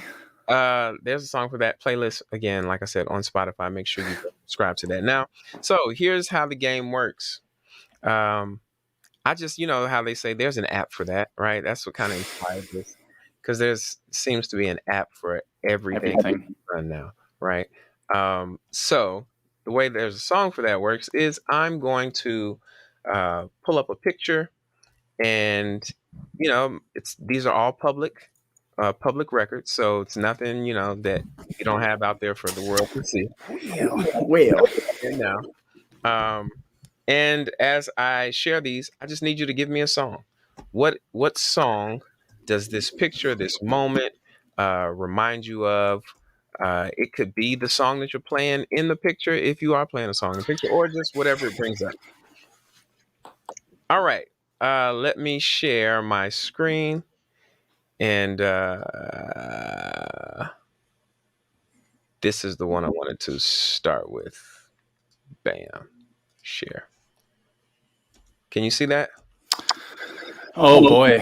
Yeah. So I think we're still in stereo. Hold on. We shouldn't be. I'm getting some feedback. Y'all hear feedback?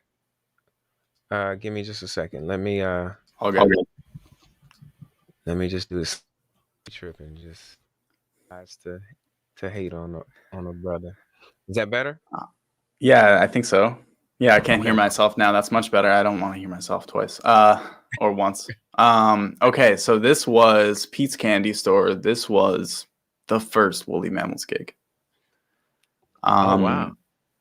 Number one, I think, with the name. It was either this or Drum. I could try. No, the song was definitely not Silk Sonic in this one. I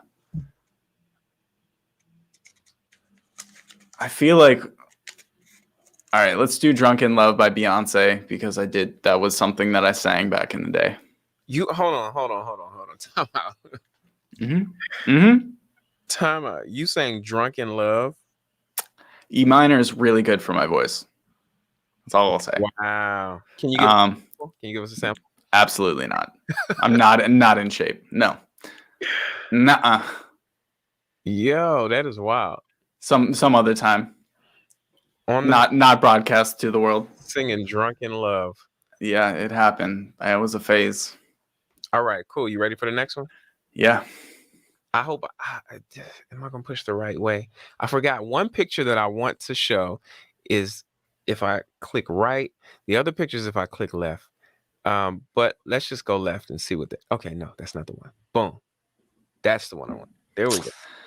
What's going on? Oh man, that was the first Herbivores show. We got Jet on drums, Sims was on keys, Misha's mustache was really wearing him, and the two gods. And I had very long hair. It looks like I'm wearing a headband. I'm not. My hair just is very curly up front. It doesn't grow right. It's all good. It used to. Let's go with Walk Away, man, by Herbivores. Hey. That was the second song we wrote together. That was the one where we looked at each other and we were like, are we a band now? Right. And this gig, man. Oh wow. So we were asked to do this gig because we had a project at NYU where you had to put on a show. Okay. And so what would happen is everyone would freak out and they'd ask me, Will, where do I put on this show? Do you know the booking agent here? Because I had at least been established and I knew people. And I was working at pianos just immediately before this. And so I was like, yo, here's Steven's contact info. And Sean Mishra actually booked us on that show because he had heard the demo and was like, is this going to be a band? And I'm like, I don't know. I think we're just Kadre says Prince. You should see the other picture. I'm sure that's coming up. I guess I have some purple traits, Kadre. Kadre is gonna say Prince for everything. It could be a big green dinosaur picking a booger. He will be like, oh, it's Prince. This reminds me of, I don't know, Purple Rain. Or Sign of the Times, because dinosaurs are extinct now. He's gonna find Prince in everything. Yeah, well, so Lanty says Weak Bones, so let's go with Weak Bones because she's usually, if not always, right. Weak Bones by the Herbs. Yeah, but that was a great show, and this show was so much fun, man. Oh, it's so live. We played Running in Place for like 15 minutes. Right. And this was back in the day. This was pre-Weak Bones, so Weak Bones hadn't even been written yet. And but it was just like, this was just, it was such a, I remember it was just like a big exhale, because first show that we played together as a unit, and it was just kind of like, first shows are always weird, man, because you just don't know. You just don't know how everybody's going to be on stage. You just don't know what everybody's natural, I don't know, everybody's interaction is going to be like. And it was like, once we got up there and we started, I was like, oh, okay, this feels great. It did not feel like a first show. It didn't. Nerves wise, I was like, my stomach was in knots before this show. I was like, I do not feel good right now. I actually used to, towards the end of Woolly Mammals, I would have, I don't know if it was on-set performance anxiety, but I would get like nauseous before shows. It would feel really sick. And I don't really feel that. I feel excited, and this project has been in so many ways has been so liberating for me. Yeah. I mean, we haven't really talked that much about it, but after Woolly Mammals, this was freedom. This was fresh air. This was me being able to create bad things in a free space. Hey, and listen, some of the stuff we do is good. Some of it we like, we got to work on it. We'll sit it to the side. But I also appreciate how we push each other.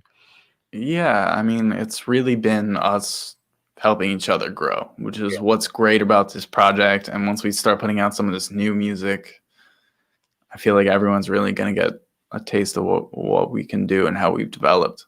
Dope. Did you see Eric trying to put his name in the hat? I welcome it. Eric says, "Can I be in the band?" 2 bass players. That would be crazy. Listen, Dumps the Funk has 2 bass players. They're bad. They're so good. You ready for the next pick? Yeah, lay it on me. All right. Here we go, y'all. And listen, this is the one. Now I'm gonna save that one for last. I think I know which one it is. Of course you know which one it is. It has to be, right? It has to be the last. I have to save that Yeah. for last. I got a good song for it already. Let me stop that one and let me share this other one really quickly. Got 2 pictures in here, and then we'll go back to the other one. Song for this one. Man, REP. I'm so proud of this project. I was listening to this, I think 2 weeks ago, walking around Greenpoint, and just was so proud of us. And you know, this is something that I designed, something that I comped together out of very disparate digital parts. You know, I think the background might even be like a Wayfair, like stock photo that I just like stole. Yeah. But man, I Want You by Marvin Gaye. Why I Want You? I don't know, it just feels right. Yeah. I love that song, but also, like, I mean, let's be real. We wouldn't be anything without Marvin Gaye. Absolutely. No. Yeah. There was so many people would not be here without Marvin Gaye. And also, like, it ties to Who Knows too. So I Want You. I like it. It does. You're right. All right, here we go. Next picture. Oh boy.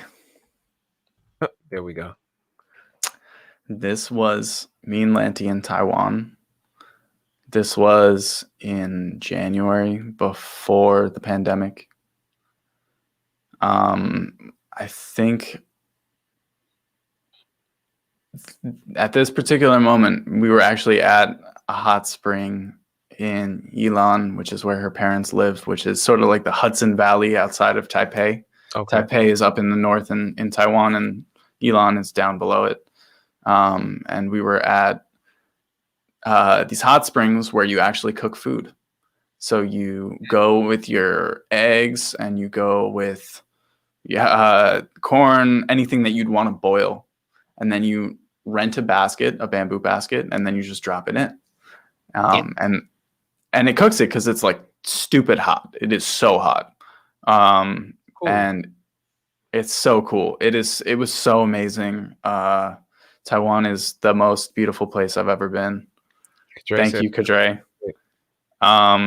Yeah, that's a good one. That is a good one. You Are So Beautiful to Me song.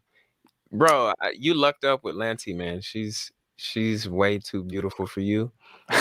This picture is evidence of that. But no, just look at y'all out here thriving with no masks. Remember those days? You could just be outside around. In a country that has no COVID right now. Shouts out.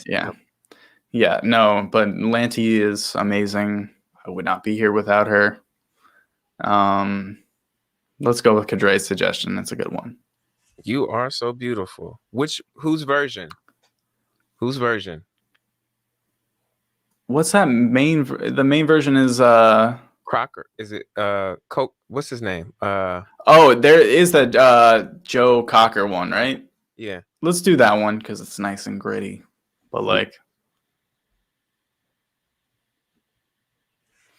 Josie. Well, what's really funny is that on this trip, Lanty did get slightly sick in Japan. She had some mystery illness, and she picked up a mask. And I'm like, oh, that's so silly. Well, masks, blah, blah, blah, blah, blah. And lo and behold, I'd spend my entire year in a mask. Right. So she's right. I'm wrong. That's the moral of our relationship. It's okay. Which is why we typically go with Lanty's decisions anyway for herb stuff. If Lanty gives the okay, it's okay. Yeah. It's a beautiful picture. All right. And here's the last one. This is why, honestly, I started this podcast beginning of January. January 6th was my first episode. And I almost didn't do the first episode because January 6th was the day of the foolishness that happened at the Capitol. Oh man, I remember that. Yeah, and so I was like, man, my mind was so focused on that. I was like, I'm sure I'm forgetting to do something I need to do to prepare for the podcast. I say all that to say, ever since January 6th, I've been waiting for this moment right here.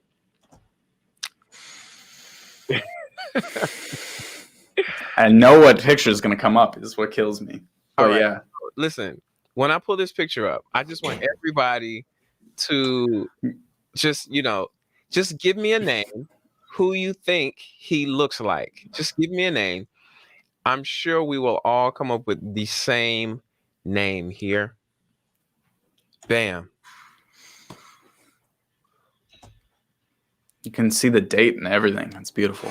Who is this? Who is this person? Clearly we know who it's not, even though he left in what, 09? Yeah, I mean, that guy looks like he could date Lanty, right? Yeah, this guy does.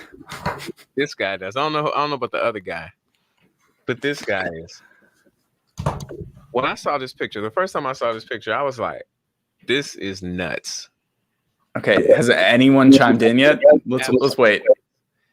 Yeah, who is this? Y'all know who this is. I have a great song for this. This has to be the best impersonation. Yo, Yep. Michael Jackson posted a while ago. And maybe, what is this? Michael Hutchins? Who's that? Who's Michael Hutchins? I don't know. This is something new. Isaiah says, the king. Yes, this is the king. Want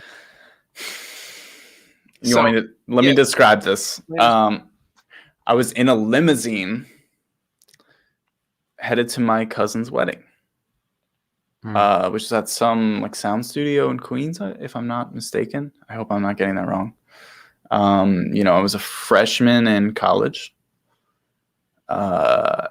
Obviously, I looked a lot like Michael Jackson. I didn't know at the time. There's no way no one told you that you look like Michael Jackson at the time. It's this photo, man. I hope I don't like look like him. Some people like cushion it by saying, "Oh, you look like the guy he tried to look like." And I'm like, "Thank you." But touche. It's okay. It's all good. And the song that I'm going to do for this one is Man in the Mirror. In the Mirror. Wow, I knew you were going to say Man in the Mirror. Of course. How do you not do that?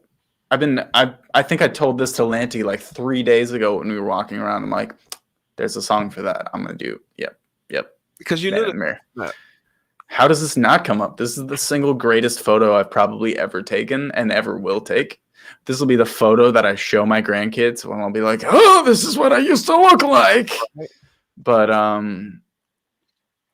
Michael Hutchins, lead singer of In Excess. Yeah, no, man. This picture in my mind, this is a high-speed chase. You're running away from paparazzi, and that's why you're seated like you are, because you just want to see where they're coming from. The driver is behind you, right? If you're going, that's what this is. At least this is in my mind. This is what's happening in my mind. Everybody's lighting up the chat. Yes, he brought out the photo. Yes, I did, Misha. I had to bring. He did the thing, Mish. He did it. Of course, he had to. Yeah. Okay, this is great. But yeah, to me, this looks like you're frustrated, or you're like, okay, another day. I thought this was just going to be a regular, a public appearance, but it's paparazzi here, and now I have to leave. That's what's happening. Yeah, I like that story way better. So that concludes this episode of There's a Song for That. Make sure you go follow the playlist on Spotify. Just search There's a Song for That, 3 exclamation points. I don't know why I'm extra with that. I'm gonna change it, and next time on the show it'll be a much easier way to find it. Maybe I'll change it to like 6 Degrees playlist. There's a song. I don't know. Next season. Next season, whatever I decide to start numbering these episodes. But make sure you follow There's a Song for That playlist on Spotify. Right now, we're going to get into the Q&A portion. We have some people who've been waiting backstage and love them for it. Always supporting, always looking out. And so I want to make sure we get to them. If you would like to pop backstage, you can use this link that you see appearing in the chat. Wherever you are, also make sure you take a minute, follow, like, and subscribe. That really helps support the show so we can keep making these episodes and all these seasons that we you know what I should do? I should just call each episode a different season. And then at the end, I will have the most seasons of any podcast ever. Hey, I mean, it's a look. It's a whole brand. That's what I'm gonna do. Every episode is a new fucking season. But I feel like after season 6, you then have to change the degrees podcast. So it'll be like season 7 degrees podcast, season 8 degrees podcast. And now we're getting into the woods. We're getting into the woods with that one. But you can also support down below. You'll see CashApp and Venmo running by. We have some people who always tend to support. I appreciate that. I literally use that money to make sure that we can pay for the platform to keep the show going. So thank you so much. And one of them is on here. She always be looking out, and I want to come to her first. You ready? Give me a thumbs up if you're ready. Okay. Cherie, what's going on? Hello, hey Bel-Ami. Hello, Wool Socks. Hey, Reed, it's nice to meet you. Pleasure to meet you too. Cherie, what you want to say? I debated coming back here, but there were 2 things that I just wanted to just drop. First of all, I've been, watching the shows, and I have to say that this particular show felt very different because Will, you were sharing a lot of, I would say, highs and lows. And so the journey for me was a little bit emotional, walking through some of the difficulties you had and, some of the pinnacles. So, big up for that. Thanks for that. And the second thing I'd like to drop out there is I love the marriage of business and music. I think, that the industry really could use as many people that are business minded, in your trailblazer. I have a couple of kiddos in the music business. They're little baby musicians, baby content makers. And so I appreciate, the work that you've done with the organization that is really pushing ahead for venues and musicians. So Appreciate that. Thank you so much. Absolutely. And Cherie, your daughter's still here, right?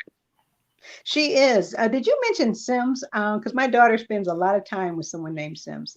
She's actually in DC right now. Yeah, Simona Costa up in. Yeah, she's a curator. She owns a venue space called That House Party though in Brooklyn. Right, that's the same one then. Okay, there it is. Yes, yeah, that's amazing. She played in Earth for a while. Yeah, she was our keyboard player. Oh, cool. That's awesome. Small world. It's a very small world. Thanks, Cherie. Good seeing you again, as always. Appreciate you. I'm gonna send you backstage. We're gonna bring on Kadre. Kadre, what up, brother? Hey, what's up, Will? What's up, Bel-Ami? What's good? How are you? It's good to see you. It's all good. Will, I just wanted to say thanks for contributing to the soundtrack of my 2020 with the Herbivores, and thank you. Thank you. Bringing my brother Bel-Ami onto it and everything. Man, I'm telling you that song 6 a.m. Hello. Oh, that's your track. Yes. Shout out to Red. Shout out to Red. We got a lot of good stuff. A lot of good news coming your way then if you like 6 a.m. Oh yeah, I love that song. It's so like it's when I bought the EP. As soon as I bought the EP and I played it in my car. Oh yeah. Yep. Oh yeah. Me and my car. We love y'all. Shout out to Misha. That's a Misha track. That is 100% a Misha Savage track. Yeah. I even went back and I played keybase. I'm like, I gotta play keybase on this. And it didn't have the same vibe. We went with the same demo bass. because it was just like it felt too different. So thank you. I sidestep it. I did help write the song. Misha and I wrote the lyrics together. Yeah. Bottle of tequila, feeling kind of silly, obviously. I mean, the lyrics are very, very playful. And we're so proud of that song. Oh yeah, definitely, man. Yeah. So shout out to Misha, man. Shout out to everyone involved. Also, I was listening to you speak about venues and everything. Seems like we share some of the same frustrations with certain with venues. Of course, Bel-Ami may kind of remember, because I'm about to describe a certain venue without sharing any names. Okay. But there's a certain venue in town where they also provide meals and everything. But like when you go into the actual space, they say that they have live music nights, and they do have live music nights. But just going in and looking at the layout of the place, it seemed like the live music is just an afterthought. Yeah, I know what you're talking about. I'm gonna remain silent because I want to get a show there in June when I come. I hear you. I hear your frustration. It was something that I heard one of my bosses say that killed me. She used to tell stories and say, when I worked in the music industry, when I was working as an accountant at a music venue, getting a degree in music business. And I was like, if the accountant doesn't treat it as a music business, it's not. And I looked around and I'm like, I see an architect and I see like a business development guy. Like, this is not music anymore. Like, this is not a venue. This is something different that he's trying to build to sell. It's a chain. It is. I hear you. And it's unfortunate the way things are right now. But I'd be interested to hear from you. So how do you think we grow past that? Well, one of the things that you mentioned is having your own venue and everything. A friend of mine, his name is Ant Boogie. Like he loves music. Shouts out to Ant Boogie, High Volume Music. Yes. Shout out to Ant Boogie. Yeah, and he actually created High Volume Music Live. Like it's mainly just for the music. You don't go in there. You don't see any monitors above the stage playing sports and all of that stuff. It's strictly for music and entertainment. That's it. Right. Yeah.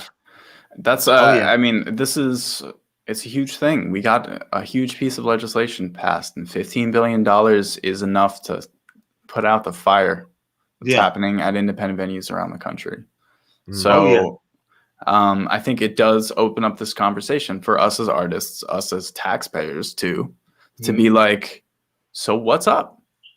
How do we get these spaces to really work, not only for us, but for the people who own them? Because like, if this guy's not making any money and like he owns the building, like, of course I'm not going to make any money. Like, he's got to pay his mortgage before I get paid, which is a terrible place to be in the first place. So we look at Canada, we look at Europe, and there are these amazing programs. I can go on for days about how government can support the arts. There's just been a very, very conscious decision for that to be privatized, which is for countless systemic reasons. Like, rest assured, like, the rich neighborhoods still have the music program. And it's now that we as the taxpayers are helping support these rooms, we need to say, okay, how can we actually get our young musicians to grow up here right and in the right way and have enough and learn how to save money and learn how to eat right after a gig? Because this is one thing I'm super interested in, is after your gig, after that adrenaline high, I feel like if you're on the road, the first thing you're going to go to is like gummies or chips or like high sugar, whatever. Oh yeah, whatever is open at that time, because like them kids in late. So Ex- yeah, exactly, but it's never like I'm gonna go home and eat a salad. It's like yeah, let me grab something quick, yeah, something cheesy, something fried, something that's just gonna fulfill like this sort of emptiness I have yeah. because IHOP and Denny's. because like we are in search of a high. You know, Yeah, when we play music, it's part of why we love playing music live so much and what's been so devastating about this year. yeah. Oh yeah, Uh, definitely. Yeah. so like I, I'm really interested how we can build systems for young kids to yeah, grow up properly in music venues. Yeah. yeah. And I'm not saying that I didn't. Hmm. You know, I found my way, but Hmm. this music industry is fumbling around with the lights off Yeah, for a lot of it. yeah, And it took me getting an advanced degree to at least understand a little bit about what lurked in the shadows, though I hmm, can't say that I know everything there. hmm, I think that's really important too. But yeah, just the fact that we don't know, but I think it's part of. I think it's more a cultural problem than anything, hmm, in how we educate, Right. and because half the stuff that you really need to know math for, you don't yeah, learn in school. You know what I'm saying? You don't learn yeah, um, credit.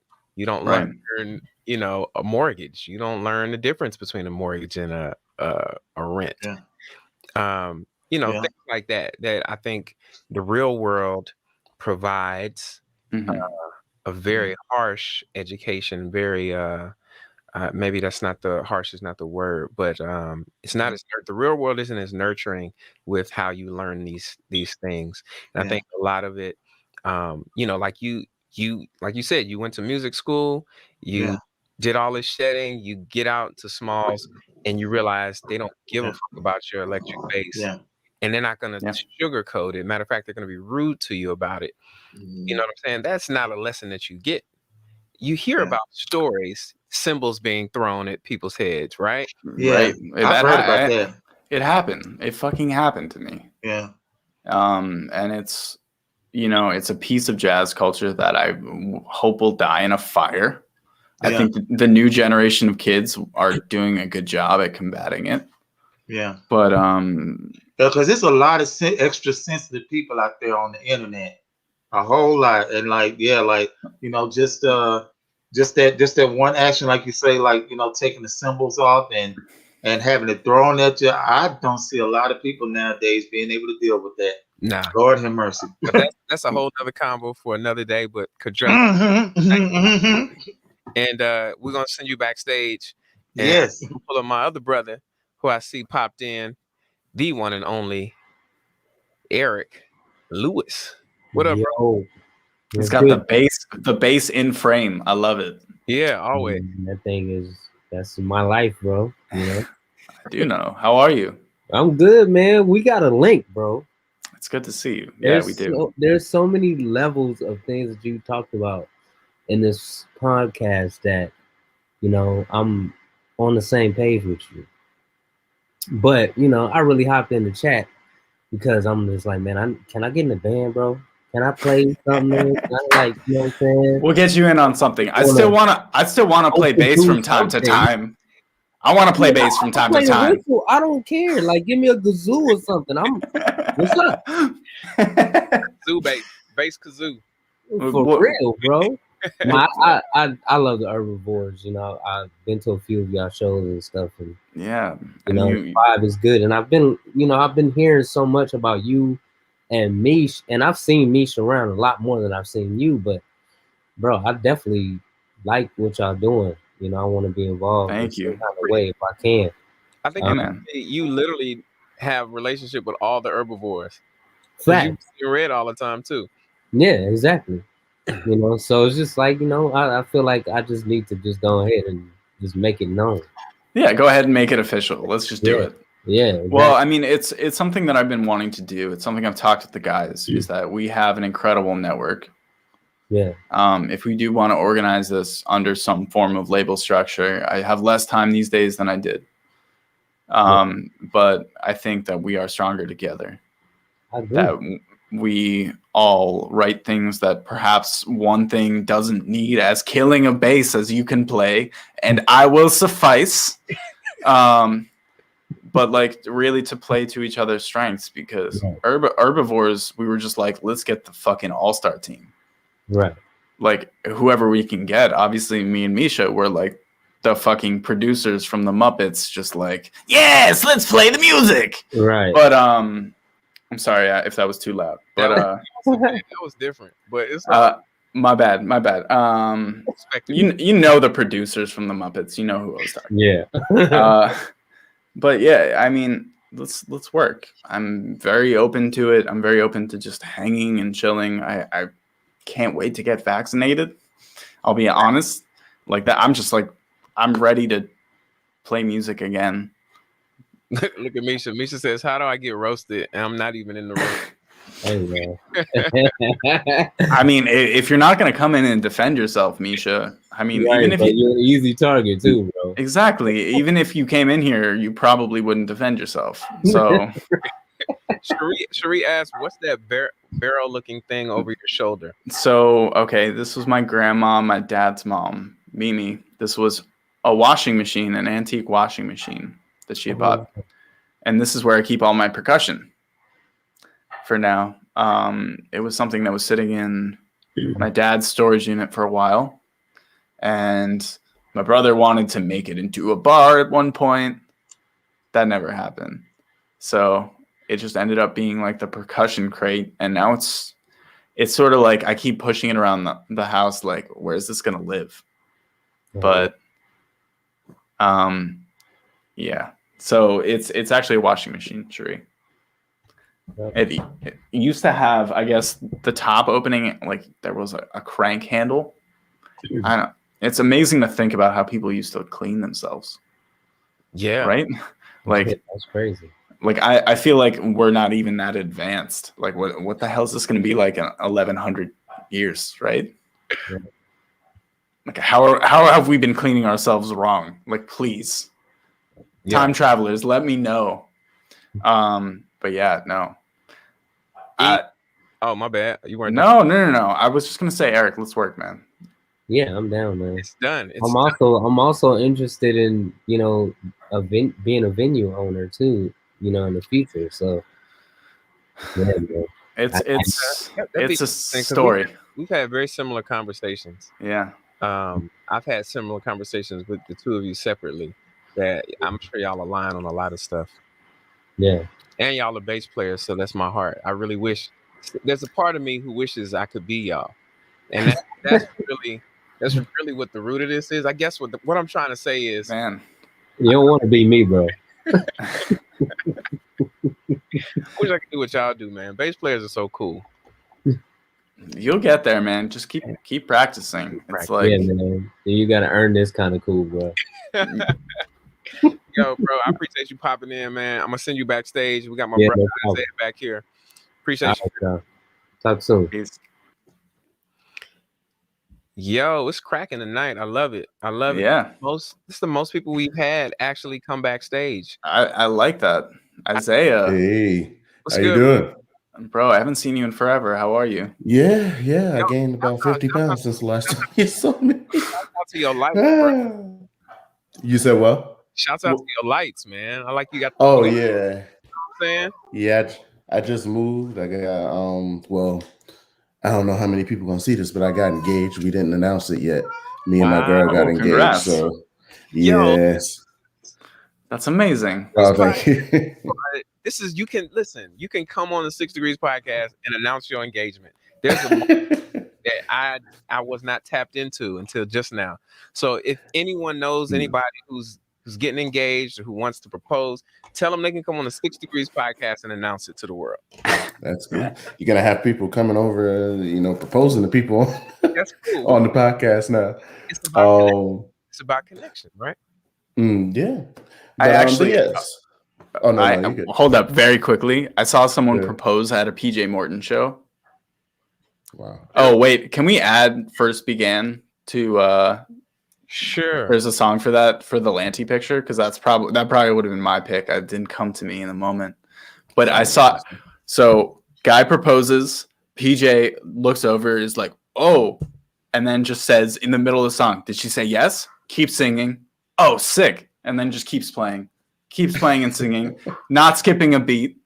Like, notice the shit happening in the crowd. He's one of the greatest, without a doubt. That's awesome. I'm sorry. I didn't mean to hijack your time, Isaiah.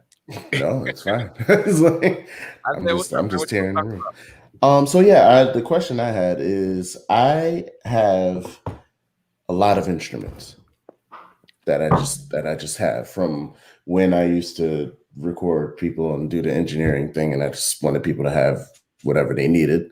But I've also tried my hand at playing these instruments. What I'm doing now is no longer being in a place where I stress myself out because of where I'm not, but rather just work towards where I want to go. Mm-hmm. So my question is, for any instrument, like, how would you go about starting to begin to learn an instrument and to, get into that place where you are actually learning something that you can repeat rather than just songs? Because I've been doing that for years, and I don't feel like it's helped me understand the things that I want to understand, which is like the fundamentals of it all. So what are your goals? Like, what? So as far as approaching a particular instrument, for me, I'll always have, like, obviously I have these keyboards in the background. I'm definitely not a keyboard player. This is sort of a challenge for me. It was a deal that I saw and was like, okay, I could just resell it in a few years and it'll be great. Yeah. But I obviously fell in love with it. And it's, first of all, be kind to yourself. You're not going to be ripping in a day or a week or even a month or even a year. But it's really all about progress. So be kind to yourself. But also, I mean, this is something that I really learned with Herbivores. Obviously, we've worked together. Was just not denying yourself the satisfaction of something simple being good and being right. Because you don't need to be the best drummer, bassist, guitar player in the world. You just need to be you. I think that's sort of the beauty of me and Misha as producers. Like, we're incredibly imperfect people, of course, but it's process, and we're just continuing to be kind. I mean, me less so to Misha than the reverse, probably, but it's also just, yeah, I mean, it really is patience. The best piece of advice my mom has ever given to me is patience is something you do. It's not something you have. It's not, don't get down on yourself if you get frustrated after 5 minutes. Another one of my friends, who's a great musician, great flute player, posted something a few months ago, and he's like, for all the talented and gifted kids out there who were placed in these programs and then are depressed now and underemployed, just remember that doing something poorly is better than doing it not at all. That if you decide to brush your teeth tonight poorly, it is better if you decided not to brush them at all.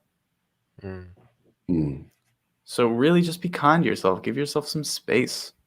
And also, like, after you're done being kind to yourself and you have some confidence, set a goal that's going to really burn you up. Just be like, I'm going to play that Corey Henry Lingus solo. Bro. I mean, but it's a goal. It's something that you can work towards every week. I think a huge rite of passage for bass players is learning Jaco Pastorius' Teen Town, which is a Weather Report song. Or Donna Lee, which is his cover of that Charlie Parker standard. And it's sort of like it is this rite of passage. It is the bar mitzvah for bass players. Is like, you are not a man until you play the break on fucking Sir Duke. If you can't play that, like, that's when you become a man as a bass player, when you can play that perfectly, or whatever. But like, have that goal for yourself. And if it's, I want to be able to play that Sir Duke break on every instrument, that is a great goal. And then, you know, what's an even better goal is you want to play that break on every instrument in all 12 keys. Yeah. Bro, that's a good enough goal for any instrument, really. That could be your whole life. That could be 40 years of studying to do all that. And then, because like the thing I love about Stevie is that it's kind of like reading Black history, but listening to it. Because he is fucking everything. He is Sam Cooke. He is Charlie Parker, John Coltrane, just in the way he phrases everything. So, I mean, my big advice is just learn more Stevie. I feel like it just makes you a better person. But yeah, I have no argument with that. I know it's going to the West, but where did now that I'm thinking about it, it sounds like a saxophone solo. The break. I have no idea where that break came from.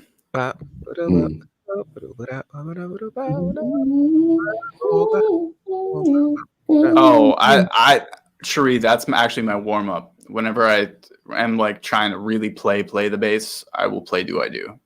Yeah, that's a good one. Isaiah, what instrument in particular are you like leaning towards? I've always been drawn to the piano, but also the bass and guitar because of my father. My father actually knows how to play the break and Sir Duke and a whole bunch of other stuff. He was a bass player that, you know, once he had children, he was just like, I'm not doing this anymore. And so that was that whole thing. But he did show me some things when I was younger. But piano is like the instrument that I got on, and that's what I played before anything else. So that, and even today I was listening to Bruno Mars and Anderson .Paak song, and listening to it. Like I just sat down and I was like, okay, I want to play all these instruments. Eventually I know that I will be able to, because you don't have to put a time limit on anything. But what is attracting you right now? What speaks to you? And it was just the piano, even though the piano is not the focal point in the music video, not the thing that you see, but like, that's what I feel. So like, I decided that piano was going to be the thing that I start with. Right. So I'm figuring out, you know, because I've played songs on the piano, you know, those things, they're cool. But then after a while, it's just like, how long am I going to play the piano and not know what I'm playing? You know, because I'm a singer, I know what notes are right or wrong. It's not like I know what the keys are, but like, you know, being a singer and also trying to learn an instrument is just like, okay, I can play by ear, but I want to be able to be like, okay, if somebody asks me to play this sheet music, they just hand me sheet music. Like, can I do that? Can I learn a song on the fly just based on the knowledge that I have right now? You know, so those are the things that I'm trying to get to. Yeah, and that's basically it. I mean, I know that you're a great technician as a vocalist, but really lean on your ear. You have great intuition. You have great instincts. That's why I loved playing with you when we got to play with each other. It's really just being kind to yourself and being patient. I feel like that is a recurring theme for you, is being patient with yourself. Just love yourself the way that your fiance loves you, because you're a great person with a lot of talent, and don't downplay the warrior inside. I heard this other thing, which is don't shit talk yourself because the warrior inside dies. And I'm like, that's like half my humor. I can't do that, but I'll think about it at least. Yeah. But listen, man, like you know how to reach me. But go do your research. Go find those like Herbie Hancock licks that you're like, what the fuck was that? And then sing it first. Because like, no matter what you do, you're still gonna be a singer, man. Like that is always gonna be your instrument to me, in my eyes. But you know, just like I played piano like a bass player, play guitar like a bass player. I don't use a pick. You know that song Boomerang? That's just like me like playing my weird guitar bass thing. But you know, it's and it's just really nothing too simple. You know, if it's right, it sounds good, and it's good. That's a word right there. Isaiah, man, thanks for popping in. Most definitely. Thank you for having me. And make sure you come back too, man. This is Oh, dope. for sure. Popped in a couple of these last ones, man. So always love, man, and congratulations. And Thank you. Congrats. Listen, man. Thank you. You about to be on a journey. Just let you know. Enjoy it, man. Enjoy it. Right. It's growth and all of that. Well, all right, bro. We're gonna send you backstage. All right. And let's wrap it up, B. So many friends. Yo, this was a good one. This was a good one today, man. I've appreciated this. And we passed our 2-hour mark. Remember we were talking about that? I told you yesterday I had too much to say. It had to be its own season. Thanks for y'all for listening to season 2. Next week will be season 3 podcast. But no, man, this has been cool, man. I appreciate everybody for making sure the chat was live. If you haven't, and I haven't mentioned this in a while, but wherever you are, I didn't mean to do that. Make sure you follow, like, and subscribe on whatever platform you're watching this on. Preferably watch this on YouTube or Twitch. And there's something new on Twitch. I just realized I'm a Twitch affiliate now. Yes, you are. Will giving me information on how to do that. If you are a musician, you use DistroKid, you can become a Twitch affiliate. This is information that my brother Will passed on to me because he passes on all the information that is pertinent. Because that's where that business degree comes in. He just is attuned to finding things. Can I just comment on that quickly? Yeah, go ahead. I don't want to be the plug. I want to be the power strip. But this what I'm saying is you are the power strip. But because of that, like you definitely have some plug tendencies. Like you might have a plug somewhere along the way. That's not your main function. Your main function is just to supply power. Exactly. You know what I'm saying? But you've got a plug somewhere. 2-prong. It's not the 3-prong. 3-prong means you're totally committed. Like you 2-prong though. But just so if you're on Twitch, if you're watching this on Twitch, I think you can now subscribe. I don't know what it's called, damn it. Clearly I haven't done my research, but I just know it's a thing now. So you can pay like monthly to help support the channel. I think it's $5 a month, $4.99, $99, and $4.99, $9.99, $24.99. We're gonna be providing some exclusive content for each of the different tiers, but I haven't developed all of that yet. But if you want to get in early, you can do that now. Make sure it's worth your while. Will, thank you so much, man. We talked about a lot. I didn't know saxophone. Really? It's in that closet too. This was something new. Clearly, if it's in a closet, I have not seen it. Oh yeah. Yeah, I just don't typically go to people's houses and start rummaging through their closets. That's just the general thing. It's where the vocoder's been too for a long time, but now okay. It's out.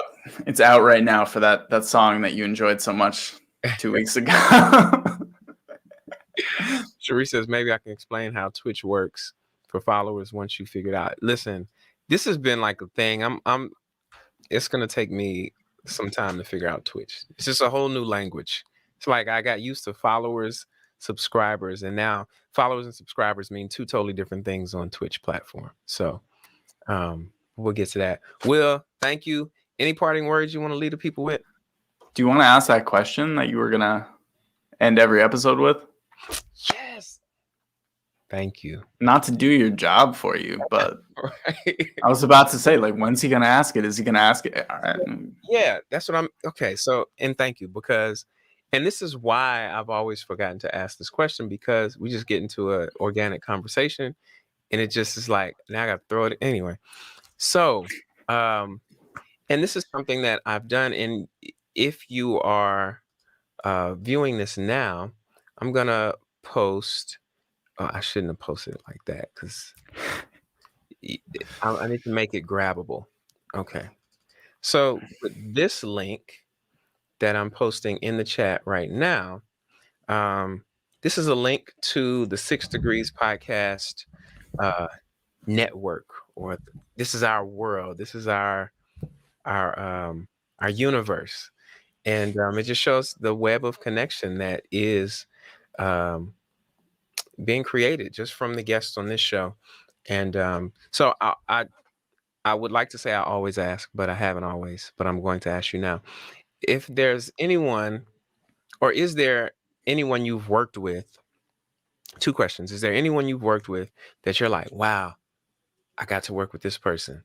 This is so dope. That's question 1. You can answer. Mm-hmm. Oh, okay. Oh, yeah. I didn't know if it was a 2-part question and you were going to let me loose on it. I was waiting for it. Let me just give you both and let you loose. So is there any person who you've worked with and you're like, wow, I'm actually working with this person. This is so cool. And then is there anyone who you haven't worked with yet who, if you did, you would be like, oh my God, you would have that feeling that I'm asking about for the first question? You're going to hate this, but working with you has been one of the most delightful things about living this life. That's where you're going? I'm not trying to get sappy, but like, you are very important to me, and working with you has made me feel that. However, if I'm going to answer the second part, it's Erykah Badu, end of story. Badu. We're gonna put her on there. We're gonna put her in there. I mean, that's the dream, right? Like, shouts out to Robbie. Robbie, I don't know if you were on here earlier, man, but let me just show you what I did earlier. I was promoting this right here, Real Talk with Robbie Tolan. He's in the chat, y'all. He's on Twitch right now. And I played.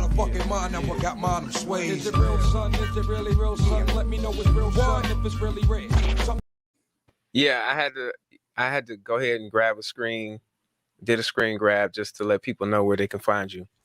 But yeah, I'm sorry, Will. I know I interrupted you. No, the first was you. Thank you for being you. Thank you for being a godfather to my cat who's obsessed with you for some reason. Shouts out to Duke. Duke didn't make an appearance tonight. Lancey held down the fort. I don't know what she's doing, if she's like trapping those cats in some room, but like, no, like, I swear to God, everyone in the chat, my cat is fucking obsessed with Amir. Yeah. Every time he comes over, he's in the same room. He's all over you, rubbing up against you.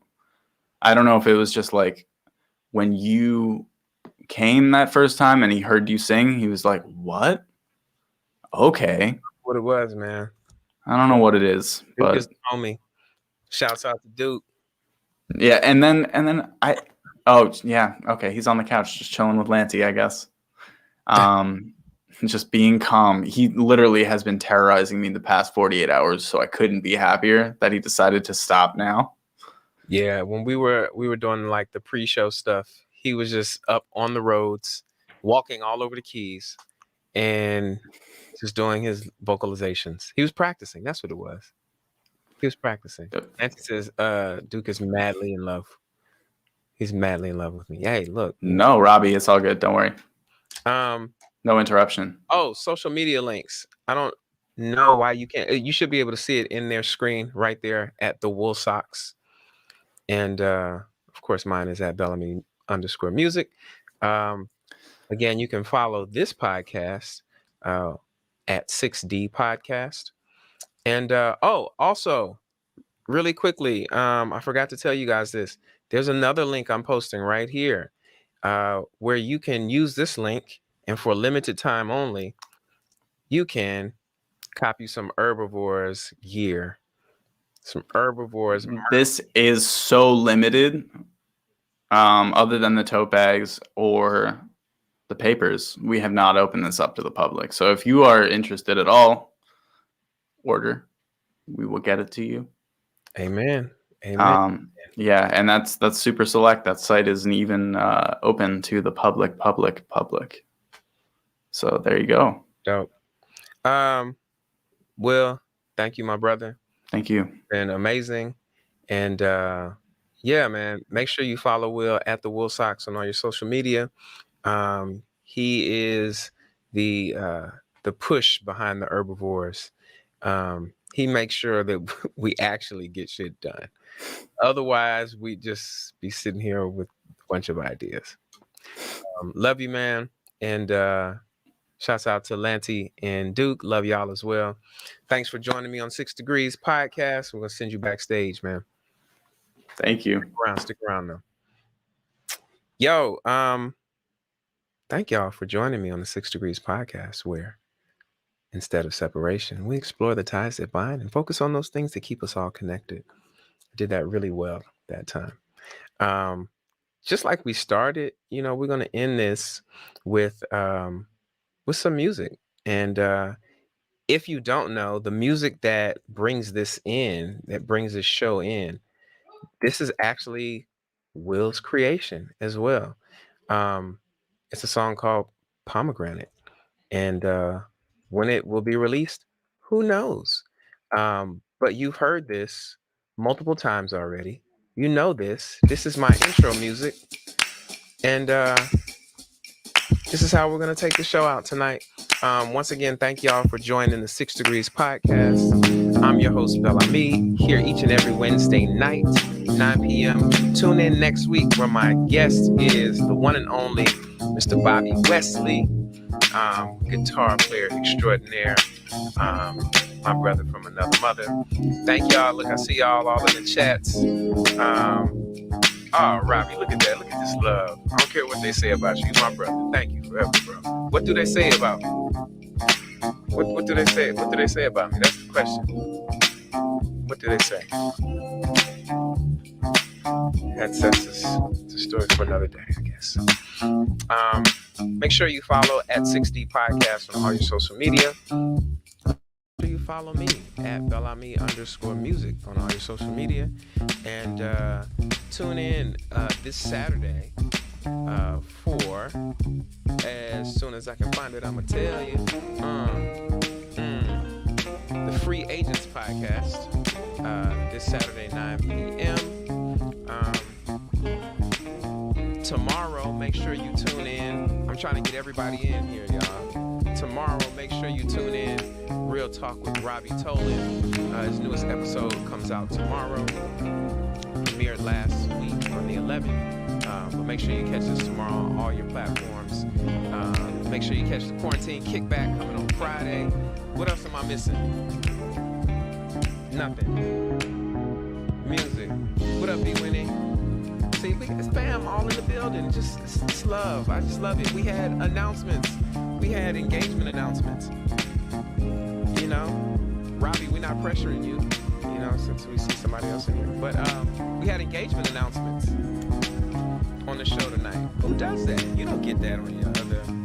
You don't get that on the 5 Degrees Podcast, the 4, the 3, the 2, or the 1 Degree Podcast. You don't get that. Only here on the 6 Degrees Podcast.